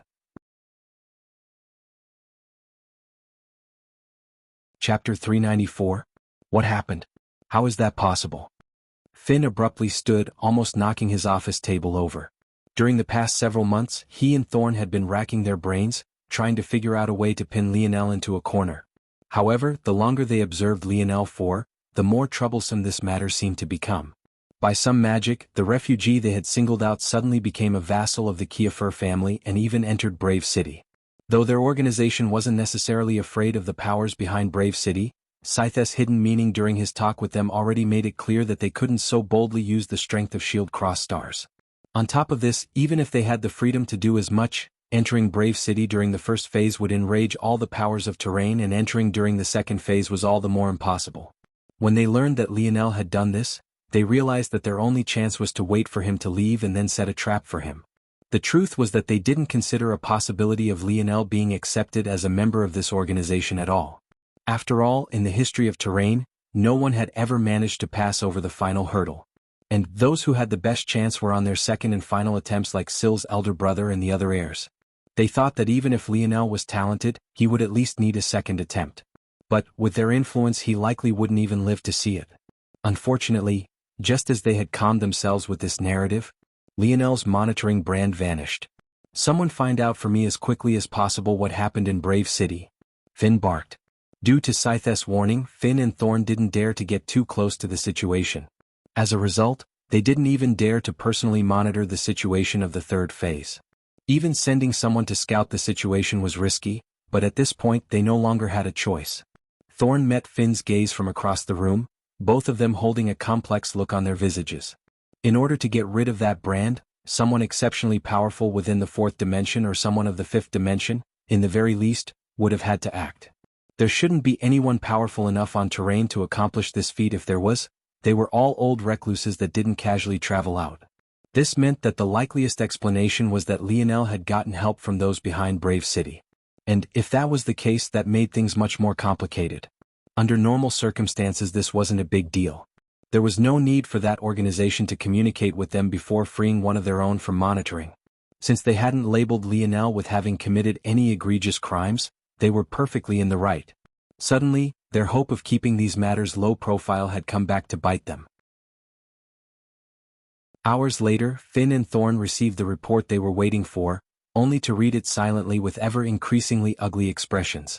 Thinking back to their disdainful dismissal of Lionel, especially in the case of Finn, who sneered as Lionel was forced to sign his name, their jaws clenched. The two looked at one another. They knew they had no choice but to bring this to Scythe. Scythe read the report Finn and Thorn brought him silently. But this very silence felt like a mountain weighing heavily on their chests. The longer Scythe remained like this, the greater this pressure grew. A long while later, Scythe placed the documents down. "Have you two noticed anything interesting about this world?" Finn and Thorn looked toward one another, confused about the question. Wasn't this supposed to be about Lionel? Why were they suddenly talking about Terrain? "Please enlighten us, Commander Scythe." Scythe's head tilted slightly as he observed the two before him. It didn't seem like a normal human quirk at all. When his pale skin and sunken eyes were taken into account, he looked like a predator watching his prey. His black eyes darted between their vital points as though always calculating the fastest way to kill them. The feeling was like a coldness seeping into their veins. "If you two really have no idea, I would be greatly disappointed." Finn and Thorn shivered, their teeth chattering. For some reason, it felt as though the temperature in the room had plummeted. "Tell me, why is it that you detained this Lionel Morales in the first place?" "We detained him because of a tip given by a teleportation station attendee. Our organization's motto is to be a shield across the stars, but in order to do so we need to work together with the local governments. The officials of Terrain were worried about the sudden activity of a few fugitives, so we began to monitor anyone who looked suspicious." Thorn explained quickly. In fact, her response was so textbook that she forgot to take out things that Scythe obviously knew already. But it just went to show just how nervous she was feeling. Scythe looked back toward the documents on his desk casually. But his subtle action took a world of pressure off of the two of them. Until he spoke his next words, that is, "Work together with the local government, huh? For a small fee though, is that right?" Thorn and Finn froze, beads of sweat pouring down their faces and backs. All the words they wanted to speak got lodged in their throats, unable to form into proper sentences. Some corruption is inevitable in such a large organization. In fact, I would argue that it's necessary in many cases. But that doesn't give you license to be stupid. Such a big secret is looming over your heads and you don't even realize that you're being used to keep it as such. Disappointing. Truly disappointing. Scythe closed the documents once more and stood. By this point, Finn and Thorn were trembling uncontrollably. It felt as though there was only a thin string dangling from the tops of their heads to the ceilings above, stopping them from collapsing to their knees. "There's no point in explaining these things to you. Since you haven't understood it by now, it will only be a waste of my time." Scythe crossed his arms to his back and looked out toward the blank wall. His actions seemed to be out of habit, but the fact there was no view to see made it all seem somewhat odd. However, with the amount of fear the two officers were feeling, they didn't even pick up on this detail at all. The recruitment process of Valiant Heart Mountain won't finish for another 1 to 3 years. By then, there will be plenty of chances to complete what needs to be done. I'll have you two complete some preparations. I only hope you don't disappoint me again. Hearing these words, the two could no longer stand it and collapsed to the ground, gasping for breath as Sai strolled out from the hidden underground room. Chapter 395. Lionel was shocked by how easy it was for him to return to Earth. He had been looking over his shoulder the whole way, yet not only did no one stop him, but the experience was surprisingly pleasant. Compared to what he experienced when he was branded like a slave, the difference was like night and day. He easily found the closest city by following the roads and avoiding danger using his vastly improved internal strength. Then, after paying a hefty fee, he was able to buy a ticket to use a teleportation platform. Lionel didn't have herb coins, but he did have a large amount of herb Oregon. This was what he relied on to constantly refine his body toward the perfection stage. Thankfully, the process of trading in herb ores for herb coins was exceptionally easy. There were a few government trade posts he could find within any city. Lionel was a bit surprised to find that herb ore was actually more valuable than herb coins. But after some thought, this made sense. Herb coins were usually only used by low-level worlds to make things convenient for their weaker citizens. In higher-level worlds, and especially in high-profile markets, auctions and the like, most trades were completed with unrefined herb ores. In these cases, rather than using individual coins, the denominations were in kilograms of herb Oregon. Thankfully, in regards to those of third and fourth dimensional worlds, Lionel was considered semi-wealthy. So, buying a single ticket to Earth wasn't a problem and also didn't even make much of a dent into his financial situation. If anything, refining his metal body was by far the largest expenditure. At Lionel's current level, even absorbing 10 kilograms worth of herb essence hardly budged the needle anymore. It seemed that reaching the perfection stage wasn't as easy as he thought it would be. Lionel wondered if he should try and trade up to bronze-grade herb or to try and make a final breakthrough. But, in the end, he decided against it. His recklessness had already almost killed him once this year. He didn't want to give the fates a chance to take him to the next world again. Not so soon after the last time, anyway. Of course, if others heard Lionel's thoughts, they would think he was a madman. If he really thought he had only tempted fate just once, he was crazier than even he knew. Lionel disappeared into the teleportation formation with no one realizing that he was a wanted criminal. The process for leaving a world was obviously much less involved than coming to it. Whatever problems he posed would be the issue of that world to deal with. Unfortunately, Lionel's good mood didn't last very long. He had forgotten one very important thing in all his excitement. Earth didn't have any teleportation pads. When Lionel appeared, he blankly stared at his surroundings. Wild winds whipped around him, black clouds rumbled above, thunderous booms and crackling lightning shook the skies. He was falling from the skies. Lionel hardly reacted. He simply looked toward the black ocean waters he was hurtling toward at inconceivable speeds. This was the look of a defeated man. A man who was so used to his bad luck by now that he could only sigh. What were the odds that he would appear in the skies above the ocean? If Lionel thought about it, the likelihood was actually quite high. After all, 70% of Earth was nothing but vast waters. But, it probably wasn't the smartest thing to do to tell a man down on his luck that his situation made sense. Luckily, Lionel reached out toward his spatial ring with a thought. In the blink of an eye, a black object appeared beneath his feet like a floating surfboard. Lionel smiled wildly. He had been waiting for an opportunity to use this treasure. Unfortunately, he didn't dare to use it on terrain for fear that he would be the subject of someone's greed. After all, this treasure was of the SSS grade and happened to be the ride Lionel had asked Uncle Montez for. The treasure had 2 modes, but both were only built for a single person to use. The surf mode, which Lionel was currently in, had the greatest degree of freedom for movement.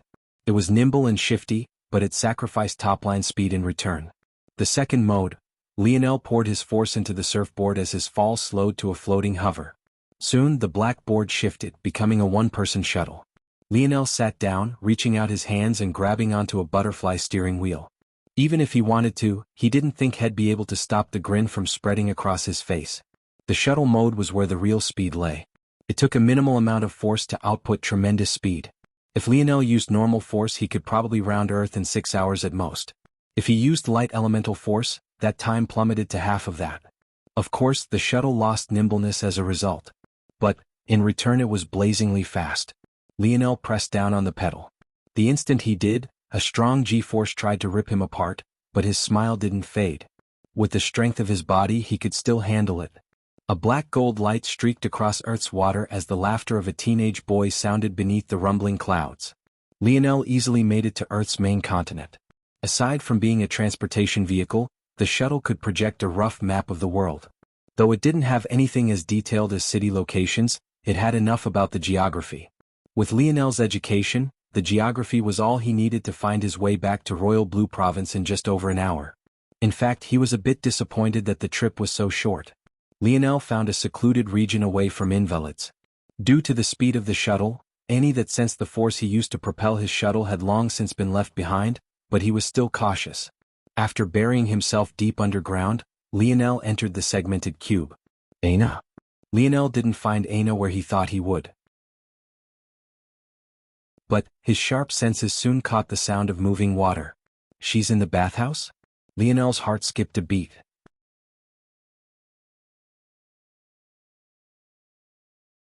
Chapter 396. Lionel willed himself to calm down and he entered his own room, leaving Aina to herself. Now that he thought about it, he really had left her alone for quite a while. It made sense that she would find something to do. Who knew when the last time she had a time to relax was? Lionel couldn't help but smile. Back in the Jones zone, Aina never needed to bathe due to her military-type uniform. Its self-cleaning function made sure she wouldn't need to worry about it. So, this was the first time Lionel had experienced this sort of feeling. What started as him forcefully suppressing the lewd thoughts of a young man became him appreciating the sound of the moving water in a silent but sweet peace. It had become less about the fact Aina was washing herself and more about that she trusted him enough to do so. Maybe he was just overthinking it. There was always a chance that he was. But the thought still brought him peace of mind. "Oh, you're back, I hope you don't mind Aina's voice woke Lionel from his odd peaceful state. He looked up toward her and smiled. The slight embarrassment on Aina's face made his smile somewhat brighter. He could see that she hadn't really thought about it before choosing to bathe here. Knowing Aina, if she had thought it through, she wouldn't feel embarrassed in the slightest. That realization only made him happier. It was like an unconditional trust even she wasn't aware she had for him. Lionel's brows raised as he stood from his bed and walked to the door he had left open. The swelling, it's gone down. Were the waters helpful to you? Lionel realized this immediately. Before, the swelling and inflammation of Aina's scars was quite bad. It was to the point that it seemed they might burst with a foul liquid at any moment. In fact, he could hardly see the features of her real face because of this. What Lionel didn't know was that this always happened after Aina used the effect of the curse to help her training. The impact was even more exaggerated after she ingested the fifth-dimensional abyss panther blood. Usually, it would take months for the swelling to eventually die down. But this time, it didn't seem to want to go away at all and left her in a perpetual state of pain and itchiness. Surprisingly, though, the cleansing waters of the segmented cube's abode setting quelled this swelling almost immediately. Aina lowered her head, avoiding Lionel's gaze. Lionel didn't mind this much at all. In fact, he was even happier that he could be of help. All of the water in the segmented cube comes out as cleansing waters. Take as much as you want to bathe or drink. Aina's eyes widened. I can't do that, it's too valuable. Lionel raised an eyebrow. Is it? This abode seems to make an endless supply of it. Aina was speechless toward Lionel's ignorance. She looked up with a glare Lionel was familiar with seeing. Usually she only used this look when she was reprimanding him. Cleansing waters are incredibly rare. It can only be produced by a person with a very special innate water force node. Even for such a person, it's a hard task to form even a single cup of it. Other than that, it can only be produced naturally at the convergence of 7 purities. Lionel blinked, not really understanding what much of that meant, especially the 7 purities part. All he knew was that he used this water for everything from taking a bath to brushing his teeth to drinking a glass of water. In fact, though he didn't check for obvious reasons, he was pretty sure his toilet water was made of it too. Lionel waved a hand. Never mind that. Seriously, take as much as you want. There's no need to suffer in silence when I'm here. Aina's glare became somewhat vacant for a moment as though she was shocked to hear such words. She stared blankly at Lionel, getting lost in her thoughts for a moment. Lionel met her gaze as though trying to convey his meaning and determination through his eyes. After the swelling lessened, Lionel could see the true structure of Aina's face. He burned the image into his mind, not only because he was infatuated with her looks, but because this was the first time he was truly seeing the real her. This was the woman, in all his madness, that he had sworn to hitch his life to. Maybe to this day he still didn't know the exact reason. But, didn't they say that in this new world the future could influence the past? Lionel liked to believe that maybe he was less crazy than many believed and that an undying devotion his future self felt was what drove him now. However, this only gave Lionel motivation. What shook him to his core was maybe if it wasn't a future love that caused his current feelings, but a future regret. What if he lost Aina in the future? What if the feelings of hurt, anger, and helplessness were so powerful that they pierced through the veil of reality and returned to his younger self, driving him to not repeat the same mistake again? This was probably the first time Lionel even admitted these things to himself, but something was screaming to him that it wasn't just love that drove him to this level of madness. He had said it himself before, hate drove far more than love did. Negativity fueled more than positivity, evil disseminated far more than good. For Lionel to feel this way, he knew that it wasn't a simple matter of love. Lionel reached a hand toward Aina's face. The action shook her from her stupor. Her body involuntarily trembled as though wanting to take a step back. But for some odd reason her feet seemed rooted in place. Lionel smiled a somewhat sad smile. It carried a weight that was far beyond his years and an emotion that was far more complex than he was willing to feel. Seeing it, Aina felt as though she too had been thrust into an all-new world, one she also wasn't quite ready for. Lionel's hand brushed by Aina's face and touched her flowing black hair. A slight rush of force surrounded the two, and Aina, who had become completely lost in Lionel's smile, barely registered the fact the air had grown much hotter all of a sudden. In the blink of an eye, Aina's wet hair became dry and Lionel retracted his hand. "Wouldn't want you to catch a cold, right?" Lionel grinned, his normal childish look returning. Whatever weight his gaze once held vanished, making Aina's knees feel somewhat weak. Out of her control, she fell forward only to be stopped by Lionel's broad chest. Lionel was stunned for a moment, but he didn't let her escape like she wanted to. His arms wrapped around her back, enveloping her small frame. Aina froze for a long while. But in the end, her small hands gripped the sides of Lionel's shirt. A peaceful silence took hold of the segmented cube. As the clouds continued to rumble and Earth seemed to become ever more chaotic, the two seemed oblivious.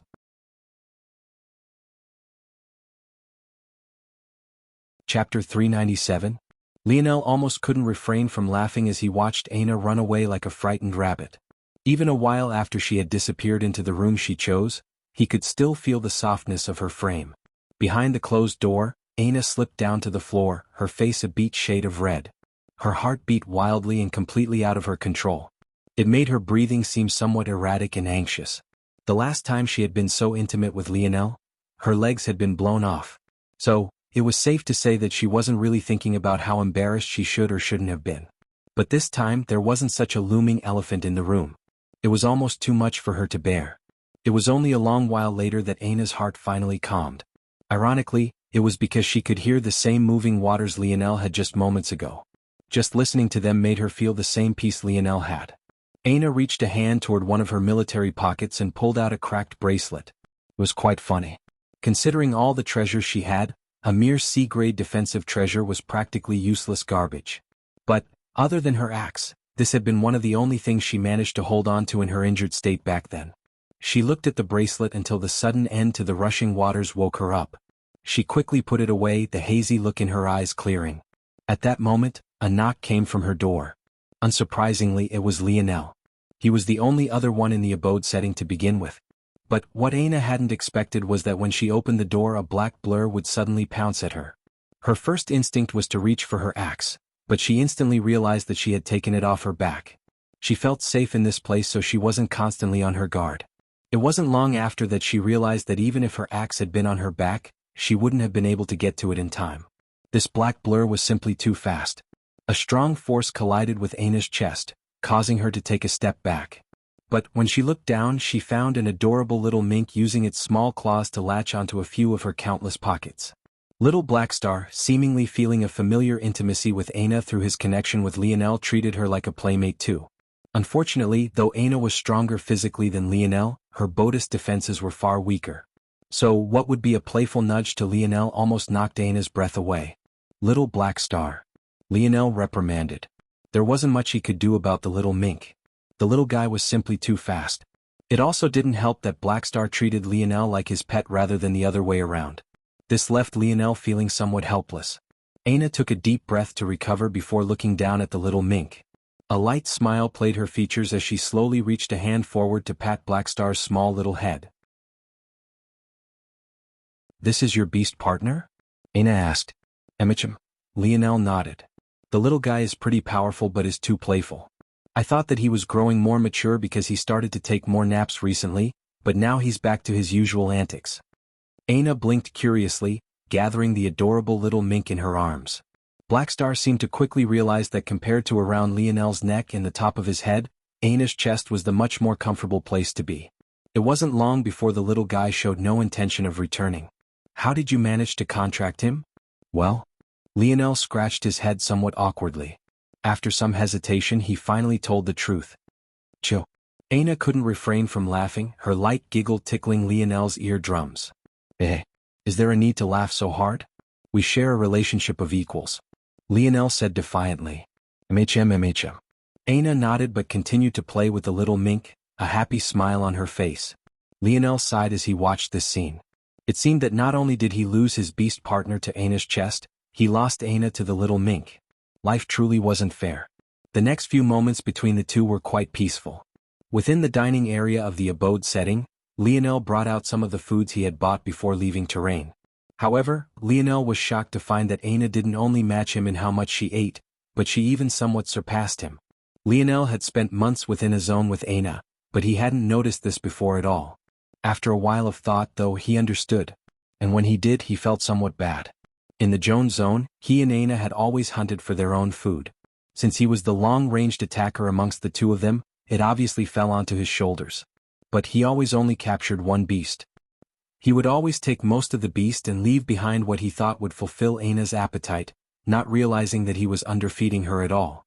This time, however, because he was curious about Terrain's cuisine, after all, this was the first time he was tasting another world's food, he had brought back way too much, thinking he could just store whatever was left within one of the snow globes to preserve it until next time.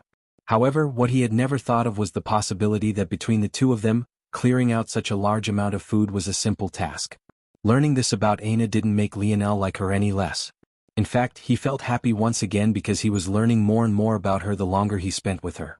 He didn't apologize for his mistakes in the past, he just etched this into his mind. He wouldn't make the same mistake again. At the same time, he made a mental note to be more observant in the future. For whatever reason, Aina didn't seem to like to divulge such things openly. It would be up to him to decode this beauty. "Chem?" Aina looked up with a cute and innocent look in her eye. But, contrasted with the massive beast leg she held in her hand, Lionel couldn't help but smile at the adorable image. Though the beast leg was larger than half Aina's body, Lionel was certain that it would probably only take Aina half an hour at most to wipe it clean. Lionel shook his head. "We should talk about the fort and how to approach it," Lionel said. Aina paused mid-bite. The truth was that she too wanted to take down Royal Blue Fort, she also had friends within. But, they had to think of the normal citizens as well. If things devolved the way it did last time they would be doing more harm than good. So how should they do things this time?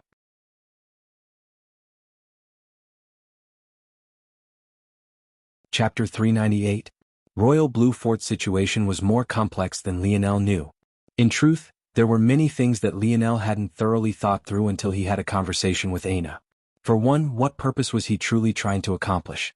Acting against Royal Blue Fort, even if it was just to kill a junior Governor Duke, was no less than an act of war. At this point, Lionel would be truly setting himself as the lifelong enemy of the Empire no matter how one looked at it. Beyond this, after killing the junior Governor Duke, how would things proceed from there? Who would take leadership of the people who would be left behind? Would the Empire treat them all as rebels if they chose to follow Lionel? Did Lionel even want to lead them? It wasn't that Lionel was too unintelligent to think of these things, it was rather that he was still too immature. He cared more about paying the junior Governor Duke back for harming Aina and slighting himself than he cared about the consequences his revenge would bring. This was the true reason Aina wasn't as enthusiastic about Lionel's plans to begin with. She had even initially rejected Lionel's suggestions. But, for some reason in the end she couldn't bear to say no after Lionel brought up the segmented cube plan. Still, she had no choice but to douse some cold water over Lionel's dreams.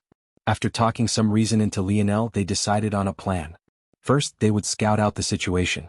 With their abilities, it wouldn't be a problem to observe the fort from afar.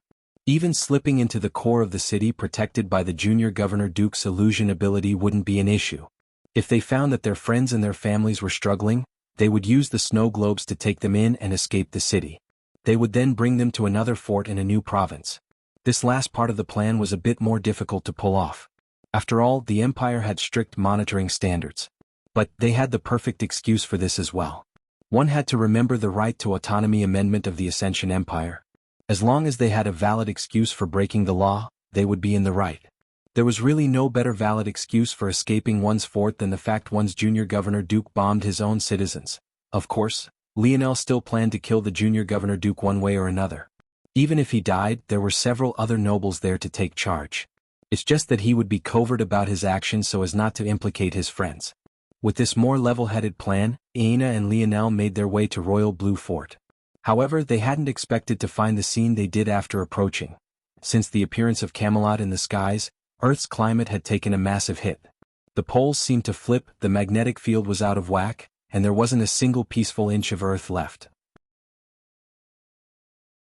The common people didn't know what was happening, but the higher-ups were shocked by the sudden appearance of a second moon. Unfortunately, the only person who knew exactly what was happening, Lionel, had washed his hands of the matter. Luckily, there was still the Slayer Legion and the Aderna family who had an inkling of what was going on. That said, being aware of what was happening wasn't quite enough. Earth no longer had the means to calm this situation. Had this happened before the metamorphosis, the Empire might still have some means of stabilizing the climate. But, with the interference of force, not only was technology interrupted from functioning properly, but the weather was even more volatile than it would be otherwise. Royal Blue Province was a coastal continent near the equator. As such, it experienced tropical weather all year round. But now, it was buried beneath several feet of snow. Though it wasn't bone-chillingly cold, this made the situation far worse. The snow fell as an almost half-water, half-snow combination, making the layering of the white precipitation quite heavy. In addition, where it wasn't heavy, it was exceptionally slippery. Sheets of ice covered everything. Even the tall fort walls were covered with an ever-thickening layer of ice. Caught completely off guard by the sudden changes, the Royal Blue Fort was scrambling. The good news was that after several months of dealing with these conditions, the fort had finally managed to find methods of combating this situation. The bad news, however, was that this wasn't the end of their problems. It had to be remembered that the appearance of Camelot wasn't just a matter of climate change. The most important point was that Earth's path toward the fourth dimension had been accelerated by several times over. The truth was that Earth had already cleared enough zones. Lionel knew that Earth's progress had to be great because he didn't receive his usual reward for being the first to clear an SS-grade zone. This meant that someone else had to have succeeded before he had. This should have been a great thing, but it was very much not for two reasons. The first was that the Empire had yet to finish consolidating its strength. And the second was that the activity of invalids and beasts likewise skyrocketed. When Aina and Lionel found a collapsed building to observe the Royal Blue Fort from, they were shocked to find a horde of invalids surrounding it. Is that possible? Lionel's eyes widened. Amidst the horde, Lionel picked out several SS-grade and SSS-grade invalids. Each of them had strength he couldn't have hoped to match up against before he entered the Camelot zone. Facing such a horde, he would have had no choice but to turn tail and run away as fast as he could. In order to fight them off, Royal Blue Fort was using its tall steel walls and an endless barrage of bombs. If not for Earth's technology, the fort would have long since been overrun. But this wasn't what shocked Lionel the most. "That's a variant invalid," Aina said softly. In the distance, Lionel locked onto an invalid dressed in all white. Its skin was as white as snow, its hair as white as bone, its robes as white as clouds. The only thing on its body that wasn't a blinding white were its piercing blue irises. Lionel was shocked. From what he knew, all invalids had white irises. But this one, a flood of memories were pulled from the depths of Lionel's mind. Variant invalids. They were invalids who managed to recover their intelligence. However, due to the fact their awakening was so much more difficult, they were far more powerful than their human counterparts. And maybe the most shocking part of their abilities was that they could lead other invalids. Lionel was so lost in his own thoughts that he didn't notice Aina's jaw clenched tightly, her small hands trembling slightly. Her reaction to this variant invalid seemed much too strong. Maybe only those who knew the legends of the mountain sands range she had escaped from might know why.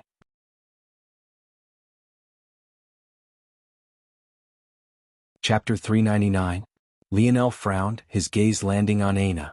Seeing her odd reaction, his heart constricted. One would have thought that her reaction was his own. To Lionel, though, Aina's happiness was practically linked to himself. Aina. Aina shook out of her thoughts hearing Lionel's voice. What's wrong? Aina shook her head and fell into silence, her body returning to normal. The little mink nestled closer to her, his little face rubbing against Aina's. In truth, Lionel almost didn't notice Aina's weird reactions. If it wasn't for his connection with the little mink, he likely would have missed it entirely. The irony of it all wasn't lost to him, especially when he said he would pay more attention to her. Lionel's frown deepened. His gaze shifted from Aina to the variant invalid and back again. Is it that thing? But Aina shouldn't have met this thing before. It could be said that with the exception of the time he spent within the Mayan zone, Lionel had spent practically all his time on Earth since invalids had appeared with Aina. In addition, when he was in the Mayan zone, Aina had either been unconscious or within her own zone.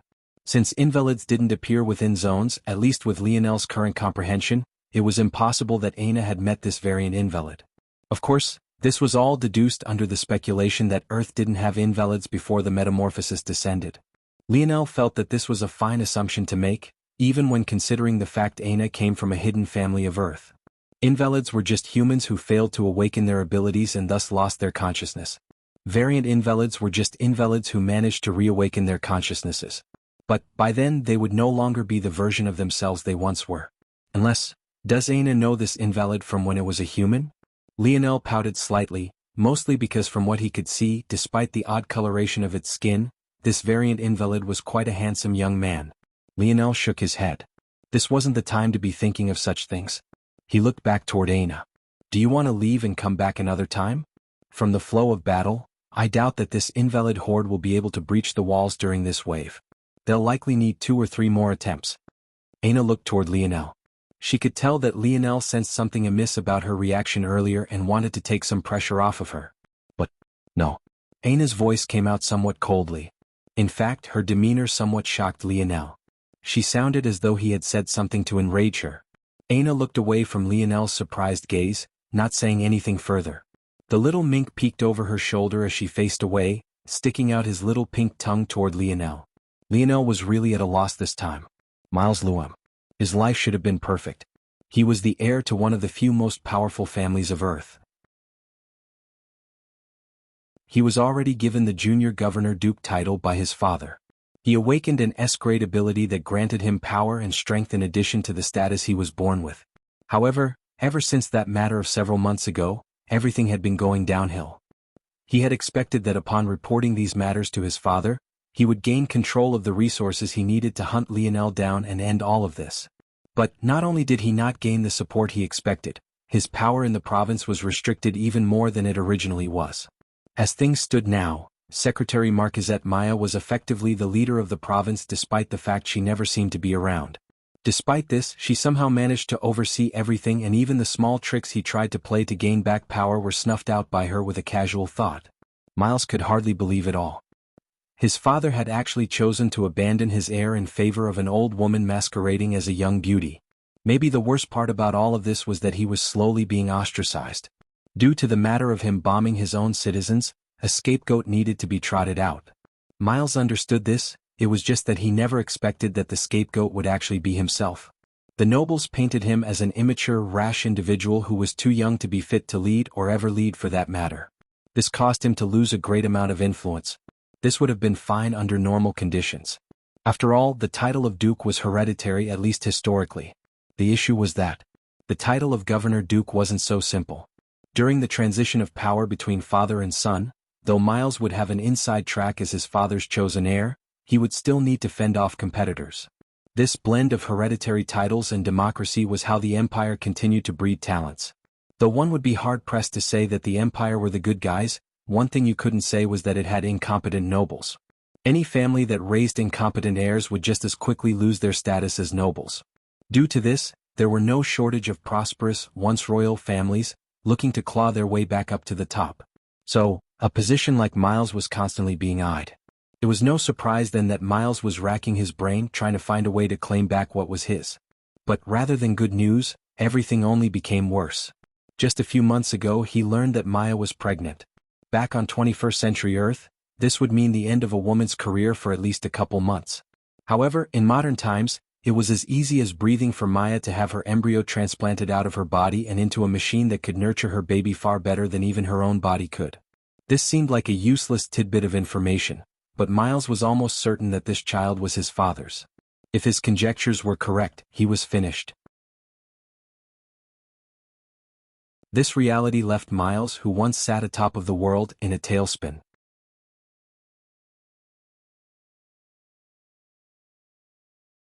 Chapter 400. Children were rare. After the metamorphosis, those children who had been born before it descended were highly likely to die. And, during the metamorphosis, who had time to have children? Many were too busy fighting for their lives. And even when they wanted to lose themselves in pleasure with a partner, who would want to bring a child into this world? The contraceptive methods of these modern times were so good that 100% effectiveness wouldn't be an exaggeration in the slightest. However, it was precisely because of this that many had forgotten one important detail. As talented as the children born before the metamorphosis were, how much more talented would the ones being born after it be? Miles had awakened an S-grade talent. His father was a variant. Secretary Marquisette Maya had awakened in grade talent.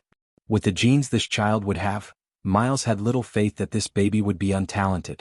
In fact, there was a good chance that this half-brother of his would be far more talented than himself. Miles realized something else as well. Originally, his father was slowly fading out of his prime. It wouldn't have been more than a decade or two before he was forced to hand down his position. But, in this new world order, his father might even live doubly as long as he once would have. Under such conditions, why would he have to rush to pick an heir? All of these matters made Miles feel as though the walls were crashing down upon him. No matter what he did, he was forced into a deeper and deeper corner. He lost contact with his biological mother. His father's conversations with him were short and detached. And even his friendship with Simeon and the connection he had gained to the hidden family seemed strained now. It was at his darkest hour that Earth suddenly descended into chaos and the invalids began to attack. At first they repelled them and thought that would be the end of it. However, a first wave became a second and a third. It was then they realized that invalids shouldn't have a concept of retreat. The only way for them to repel a wave would be by killing them all, but obviously they hadn't done so. At this point, they came to the shocking realization that these invalids were being controlled. For the first time, Miles saw a lit pathway out of his current situation. The more chaotic it became, the greater chance he would have. If he could use this opportunity to not only fix his image, but to also find an opportunity to find where Maya was hiding her embryo to kill it before it grew, he might have a chance at recovering in his father's eye. Maya might have held all the status now, but her ability was absolutely useless in combat. All she could do was maintain her youthful looks. Her combat prowess was worse than even someone with an F-grade ability. This sort of situation was the perfect time for Miles to seize control. But he needed an opportunity. If he acted too fast and without cause, his actions would end up being more of an impediment to what he was doing. If he wanted to turn things around, he had to be patient. So that was what he did. Day after day he waited, not lifting a finger. At this point, even those nobles who had expected him to make a move by now couldn't help but grow curious about what his plans were. But Miles continued to bide his time. From the actions of this variant invalid, he could tell that it wanted this fort. As for the reason it wanted it, Miles wasn't sure. Maybe it wanted the population of humans within, maybe it wanted to use this place as a base to consolidate its power, or maybe it was a combination of both. But, regardless, as long as this variant was persistent, that was all that mattered to Miles. At that moment, during what was the third wave, Miles sat in his office. Even though he was safely tucked away near the core of the city, he could still hear the bombardment of the military units. He sat silently, sipping a cup of tea. "Come in," he said, neither too quickly nor slowly. Something about his demeanor breathed calm into his surroundings. Even when pressed into a corner, he still maintained the air of a noble. With a light click, the door opened to reveal a familiar young man. If Lionel was here to see his tall frame and playboy-like features, he would immediately recognize this young man as his former best friend, James. "Do you have something to report?" Miles took another sip of his tea. Though his words were measured and calm, there was a hint of warning within them. He was trying to maintain a low profile. Having meetings like this might be fine since both he and James were both youths of similar age, but if they happened too frequently and without reason, others would begin to raise their guards. James calmly faced Miles. In comparison to Finn and Thorn, who had been quaking before their superiors, he was clearly a large measure better in this regard. My father sent me here to report that the Noble Council is beginning to think of more unconventional strategies to deal with the Horde once and for all. If things continue like this, the variant invalid will only continue to regroup and attack. During these discussions, the potential of using your abilities to set up a wide-range illusion field came up. Miles' gaze sharpened. Who brought this topic up? There's no need to worry, Junior Governor Duke. It wasn't my father who brought this idea forward. Good. Miles' lip curled. If it was one of his potential allies that brought this idea forward, there wouldn't have been much of a point in him lying low for so long. Allowing things to progress organically in this fashion was for the best. And Secretary Marquisette Maya's opinion? She was once again absent of the council gathering. James replied. Miles' brow furrowed slightly. He didn't know why Maya was always disappearing like this. But this was ultimately good for him. He didn't know how she managed to keep a rein on power while being absent so frequently, but Miles was certain she wouldn't be able to replicate this indefinitely. Eventually she would pay a price for her absence. Alright, leave things as is for now, don't push too hard unnecessarily. You can go. James nodded and turned to leave. Hold on. Miles suddenly called out. The matter of Conrad Siegfried. James froze but didn't reply, waiting for what Miles wanted to say. If Lionel had been there, he would have immediately recognized this name. Conrad. He was the same man who almost dropped James out of a window and the very same man Aina killed with her own hands right before Lionel. We put a lot of effort to pull in that wastrel from the Siegfried family, but he ended up dying. Miles said plainly. In the past it didn't matter much. Becoming allies with the White Angel Province's Governor Duke family might have been a plus, but not a necessity. But now, it's far more important than it once was. To now, the Siegfried family still doesn't know how their son died, right? Miles asked slowly.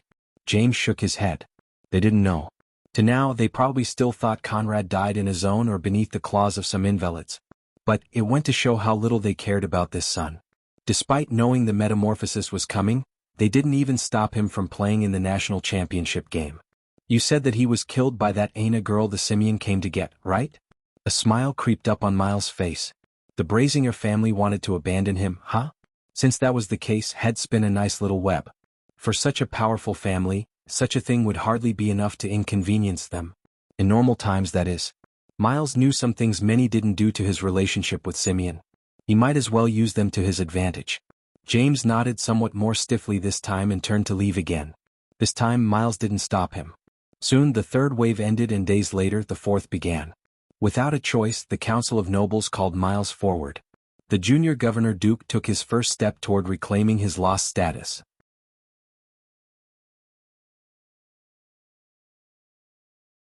Chapter 401. Miles stood atop the royal blue fort walls taking a deep breath. To him the air felt fresher than it had in a long time. Though he was a youth used to warm weather, there was something about this heavy snow that made him smile. At that moment, Miles suddenly felt a cold shiver tremble his heart. His eyes snapped in a certain direction, only to find a blue-eyed variant looking toward him, a quirky smile curving its lips. The look in combination with its inhumanly white skin and hair made Miles' gaze narrowed. This invalid was teasing him? All this time, the variant invalid had never made a move to attack personally. It stood at the back of the army casually observing everything from afar. Of course, this wasn't for lack of attempts by the fort. However, any targeted assault toward the variant invalid seemed to always lead in failure. It simply had too many guards around it. The most powerful warriors of this invalid army were all definitely concentrated around this white-skinned invalid. Begin the bombardment sequence. Miles maintained eye contact with the invalid as he barked out this order coldly. In truth, he wasn't the commander of this mission, but he took charge. The general that was meant to act the head and the soldiers beneath him wouldn't dare to ignore his commands regardless. Since that was the case, he exuded an air of superiority, speaking with an undeniable air of leadership. The cannon's word to life. Due to the situation, they had deployed the forced disruption towers in the outer city as well. Compared to the past, their weaponry couldn't even be compared as night and day. Bang, bang, bang. A volley soared through the air, leaving a trail of black smoke and burning winds in its wake. Thousands of invalids were taken out with every shot. It would have been a massacre that chilled the hearts had it not been for the fact these mindless beasts didn't even seem to register the fall of their comrades. They only continued to listen to the orders of their leader, charging forward without thought of fatigue, pain, or unwillingness. However, the point of this volley wasn't to wipe them all out to begin with. Open the gates. Miles issued his second command, seeing that they had cleared out enough space. Beneath the city wall, a troop of soldiers stood with hardened faces. This was the first time a legion was being sent out to deal with the invalids directly. How could they not be serious? Among this troop there were a few familiar faces though. Within the vanguard there was a large man with sharp features. Despite his large belly, his body exuded a solid and powerful feeling. He was the kind of man who rippled with muscles despite the fat that covered most of his body. This man was Milan Lionel Center. Anyone who understood the rules of ancient game of American football knew how close the relationship between a quarterback and his center was. However, it had already been almost a year since the last time Lionel had seen the big guy. In that time he had grown. Milan's usually jovial smile was nowhere to be seen. His gaze exuded a cold light, the same cold it glowed when he faced the defensive line of the opposing team on the football field. Beside Milan there was a second familiar face. He was a tall black man, wielded a halberd with a 2-meter-long polearm. He had had not just a few battles with Lionel during their practice sessions back at Royal Blue Academy. While Milan's jovial laughter was nowhere to be seen, Joel's kind gaze had vanished as well. He looked like a hunter prowling tall grasses for his prey. Behind these two, several of Lionel's teammates stood, having regrouped. The aura they all exuded was suffocating. After years playing beneath Lionel's leadership, their sharpness was refined to inconceivable levels. Even now, facing enemies the likes of which they never had before, they still moved as one. All this time Miles was forced to lay low. Dealing with his own problems, when could he have had time to cause trouble for Lionel's teammates and friends? However, it was impossible for the former Royal Blue squad to know of this. Having lost their connection to James, their understanding of the nobles had plummeted. As a result, they took preemptive action to protect themselves. Though they were still a bit young to do so, they all joined the army. No matter how bold Miles was, he wouldn't dare to casually take action against service members. The backlash he would receive in doing so would be far beyond anything he was enduring now. So, here they were, facing the opening gates of the fort, their auras resonating as one. In a distant corner of the city, Yuri watched all of this in silence. No one had time to bother with a teenage girl after Aina and Lionel disappeared. In fact, she remained in the same home within the core city she had once shared with Aina. It was as though everyone had forgotten about her. She waited patiently, seemingly knowing that Aina would be back to get her eventually. Bang! The gate suddenly stopped moving. Charge! Milan's voice billowed, his belly rumbling with an inconceivable strength as he projected an air of confidence. The troops of about 100 shot out like an iron ball out a barrel. Joel lowered his halberd to the ground. Pulling out a handgun from his waist, he fired.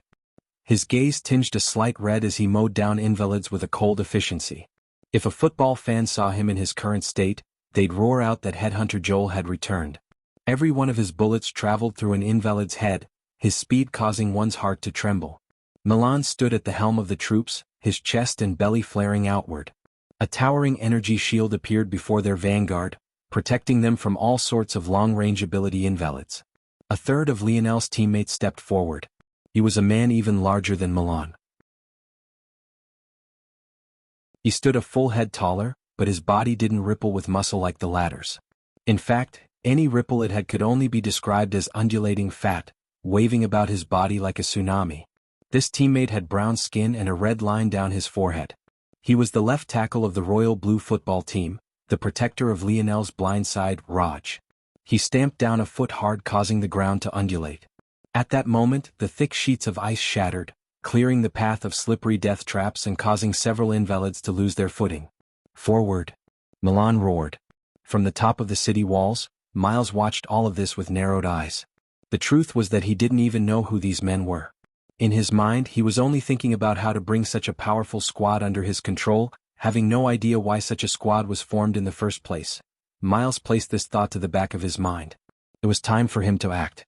First phase is complete. Commence with the second.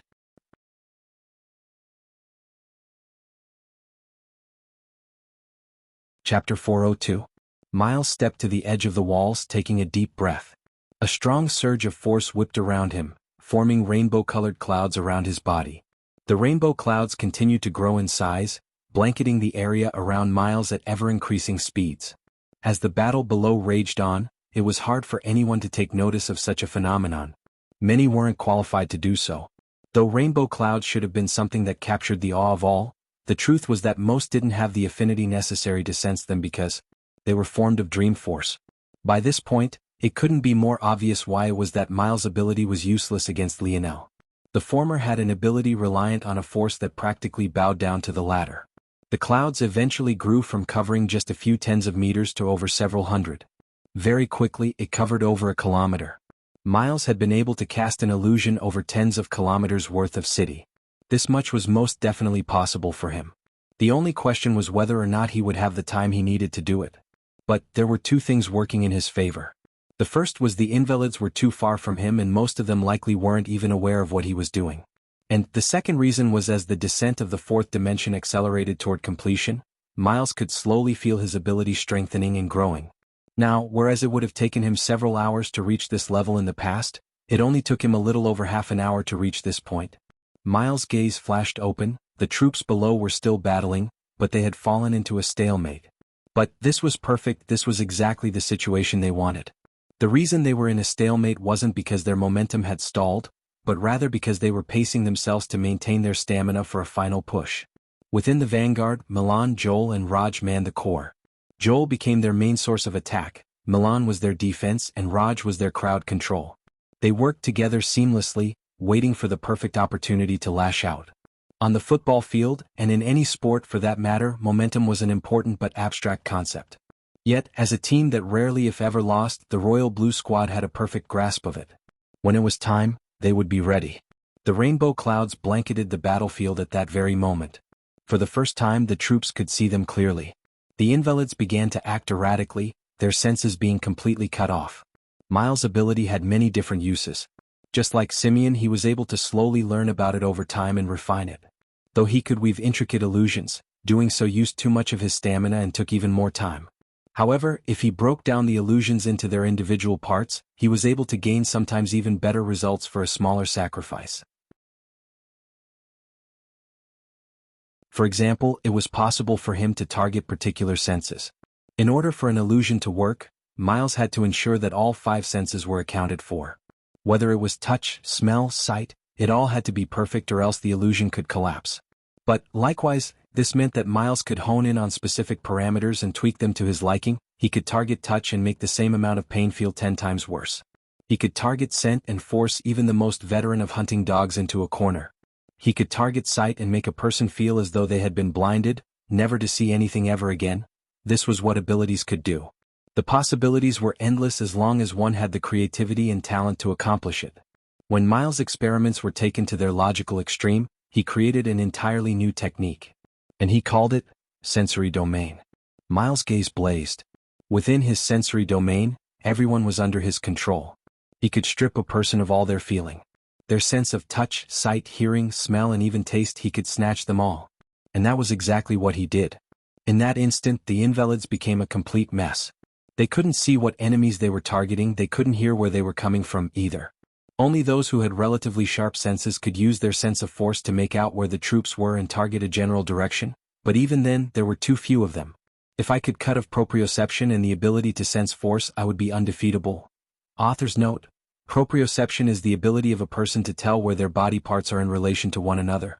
If someone lost this ability, even walking would be impossible. Doing practically anything would be impossible, actually. Well, not impossible, just very, very, very difficult. Miles' ambition seemed endless. Even with such a powerful ability, he wasn't satisfied. However, he had done his part. Commence Phase 3. Miles barked out order after order. Everything was going smoothly. In fact, any dissatisfaction the commander had had after having his post stolen was wiped away. Miles' commands were perfect and well-timed. It was clear that there were no pushovers among noble heirs. The fort gates opened once again. But this time, a workers' crew of engineers shot out instead of a group of warriors. They all hung on to the sides of trucks packed to the brim with several steel cases. The trucks came to a stop quickly and the engineers all rushed out, opening box after box. Very soon, it became obvious what they were doing. They were building something. Those with the knowledge could tell exactly what these somethings were as well: force disruption towers. If the third phase succeeded, the Invalid army would be finished. Having to face the brunt of human technology without force only led toward one path: death.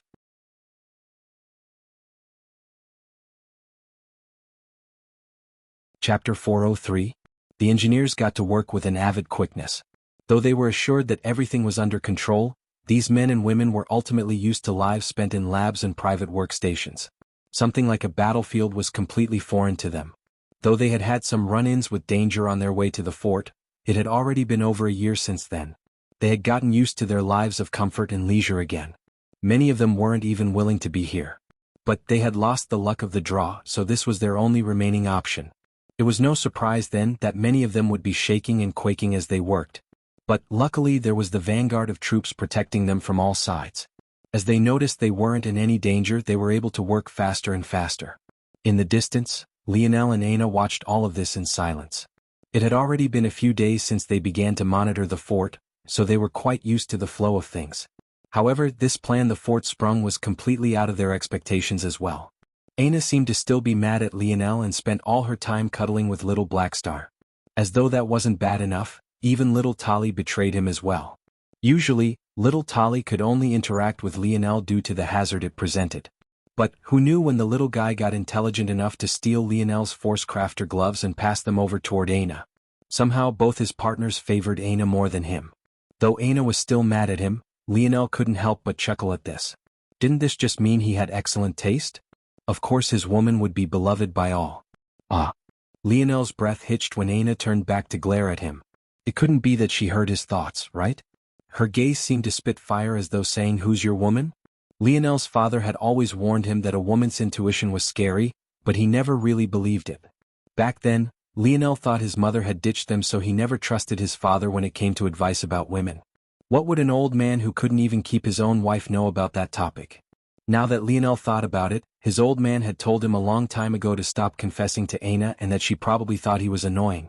Eventually he just started making fun of him for all his failures. Damned old man. Lionel thought to himself while smiling innocently toward Aina. Suddenly Lionel frowned. Milan. Joel. Raj. Lionel's jaw turned steely. Aina seemed to sense the change in Lionel's demeanor and looked toward the battlefield. At that moment, the gate was opening and a few familiar faces charged out. In the past, Aina had only ever gone to a single one of Lionel's games. And even if she had gone to more, everyone on the team wore helmets most of the time. So, she didn't recognize most of them. However, Milan and Joel had been with them on their trip toward the fort.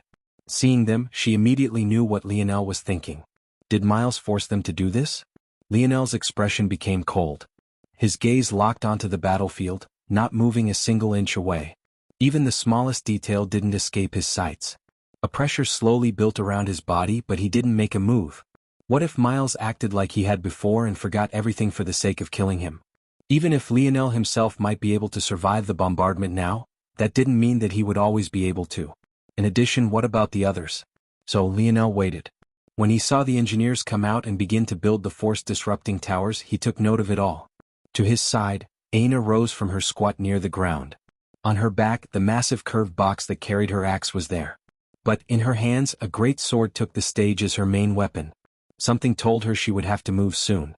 On the ground, the battle had fallen into a state of one-sided dominance. However, Milan controlled the pace of the vanguard, not allowing them to rush forward without reason.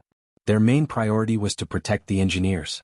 Once the towers were complete, they'd be able to drown these invalids in bullets of the highest quality. The morale of the troops were exceptionally high. Their casualties were near zero and the engineers looked as though they might finish at any time. The longer they worked, the more comfortable they got and the faster they moved. However, all this time, Milan felt an itchiness to the back of his neck. It was the same feeling he got when the opponent was coming with a sudden exotic blitz. As the center of a football team, it was his job to point out protections and adjust to the onslaught of the opponent. In some cases, his decision trumped even Lionel's. They say that the quarterback was the most important position on the field, but the offensive line was the most important group on the field. Defensive positions. Milan roared, his rounded gut becoming almost like a steel cap. It flexed with such power that it seemed he wanted to break through Miles' sensory block. The head of the vanguard was mostly constructed of Lionel's teammates. Hearing such words, they didn't hesitate to move. Their influence caused others to listen as well. There were only very few who lagged behind. But even they rushed over as they followed with the crowd. Milan had been the anchor to their defenses all this time.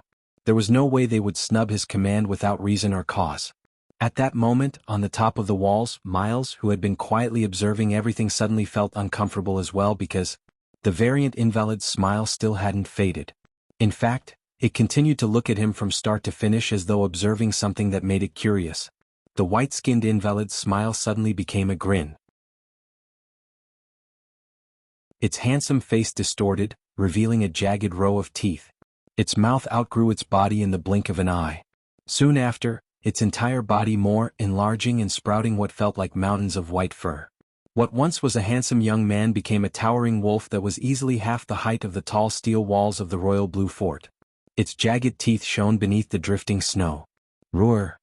The snowy ground quaked and the snowfall became 10 times heavier. Whipping cold winds tore through the surroundings, kicking up even the wet snow and sending it jetting outward. It took just a single roar. And just like that, Miles' sensory domain collapsed.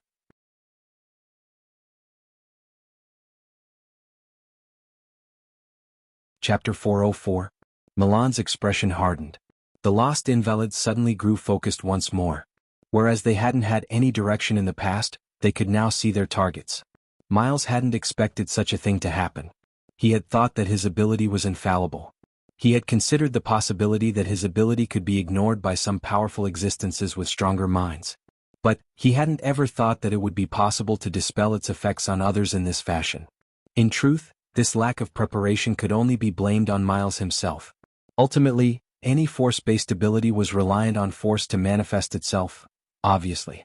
In such a case, this meant that a greater force could always force it to collapse.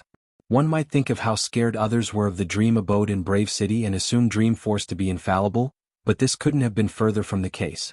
The reason even emperors without the appropriate affinity didn't dare to approach the Dream Abode wasn't because of the Dream Force alone per se, but rather because of its sheer quantity.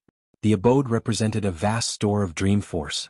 Even Lionel, with his talent, couldn't even begin to deplete it during his breakthrough, let alone someone without an affinity to speak of, or a person with a much weaker affinity like Miles.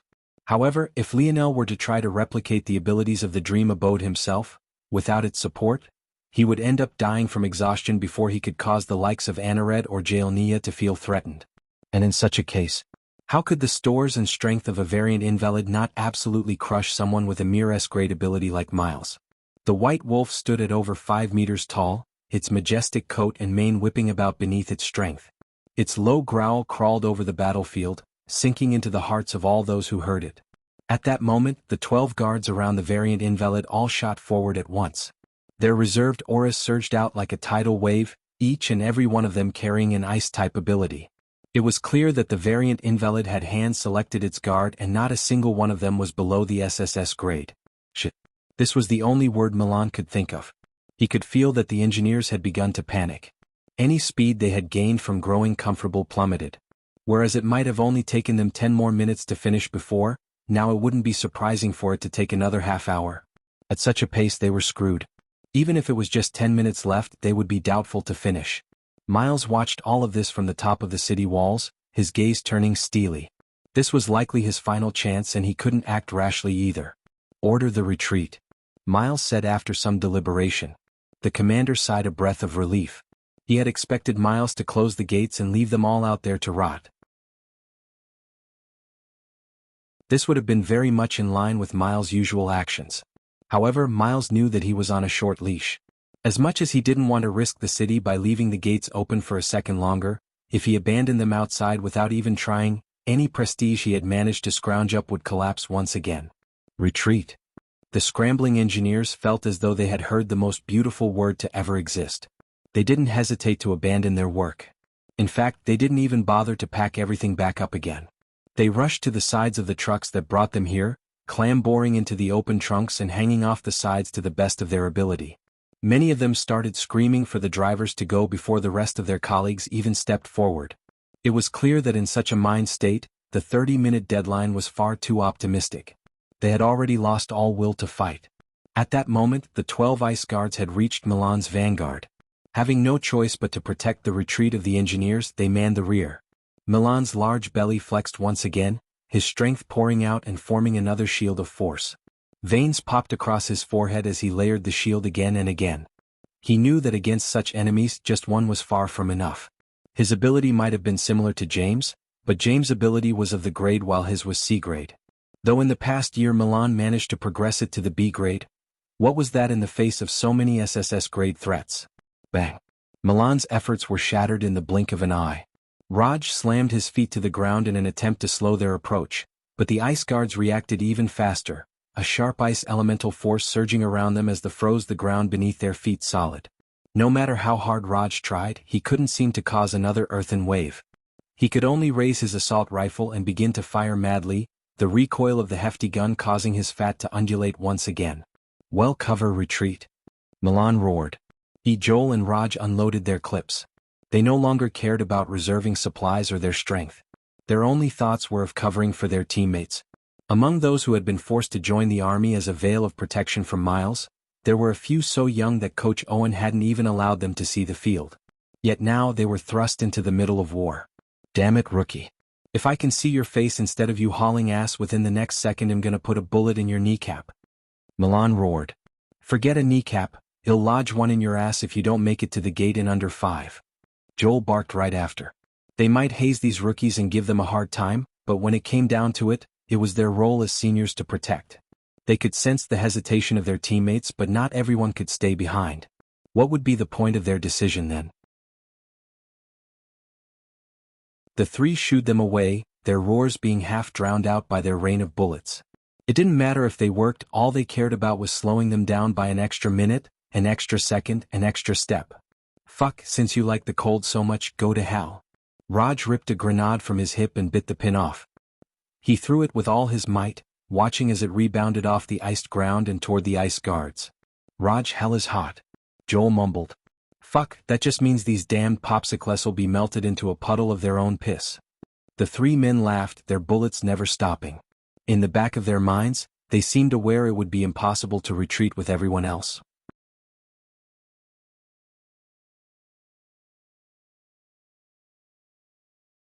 Chapter 405. Bang. Bang. The grenade erupted, blasting bits and pieces of dirt, hot air and shrapnel in every direction. A massive cloud of white shot up from the core of the explosion.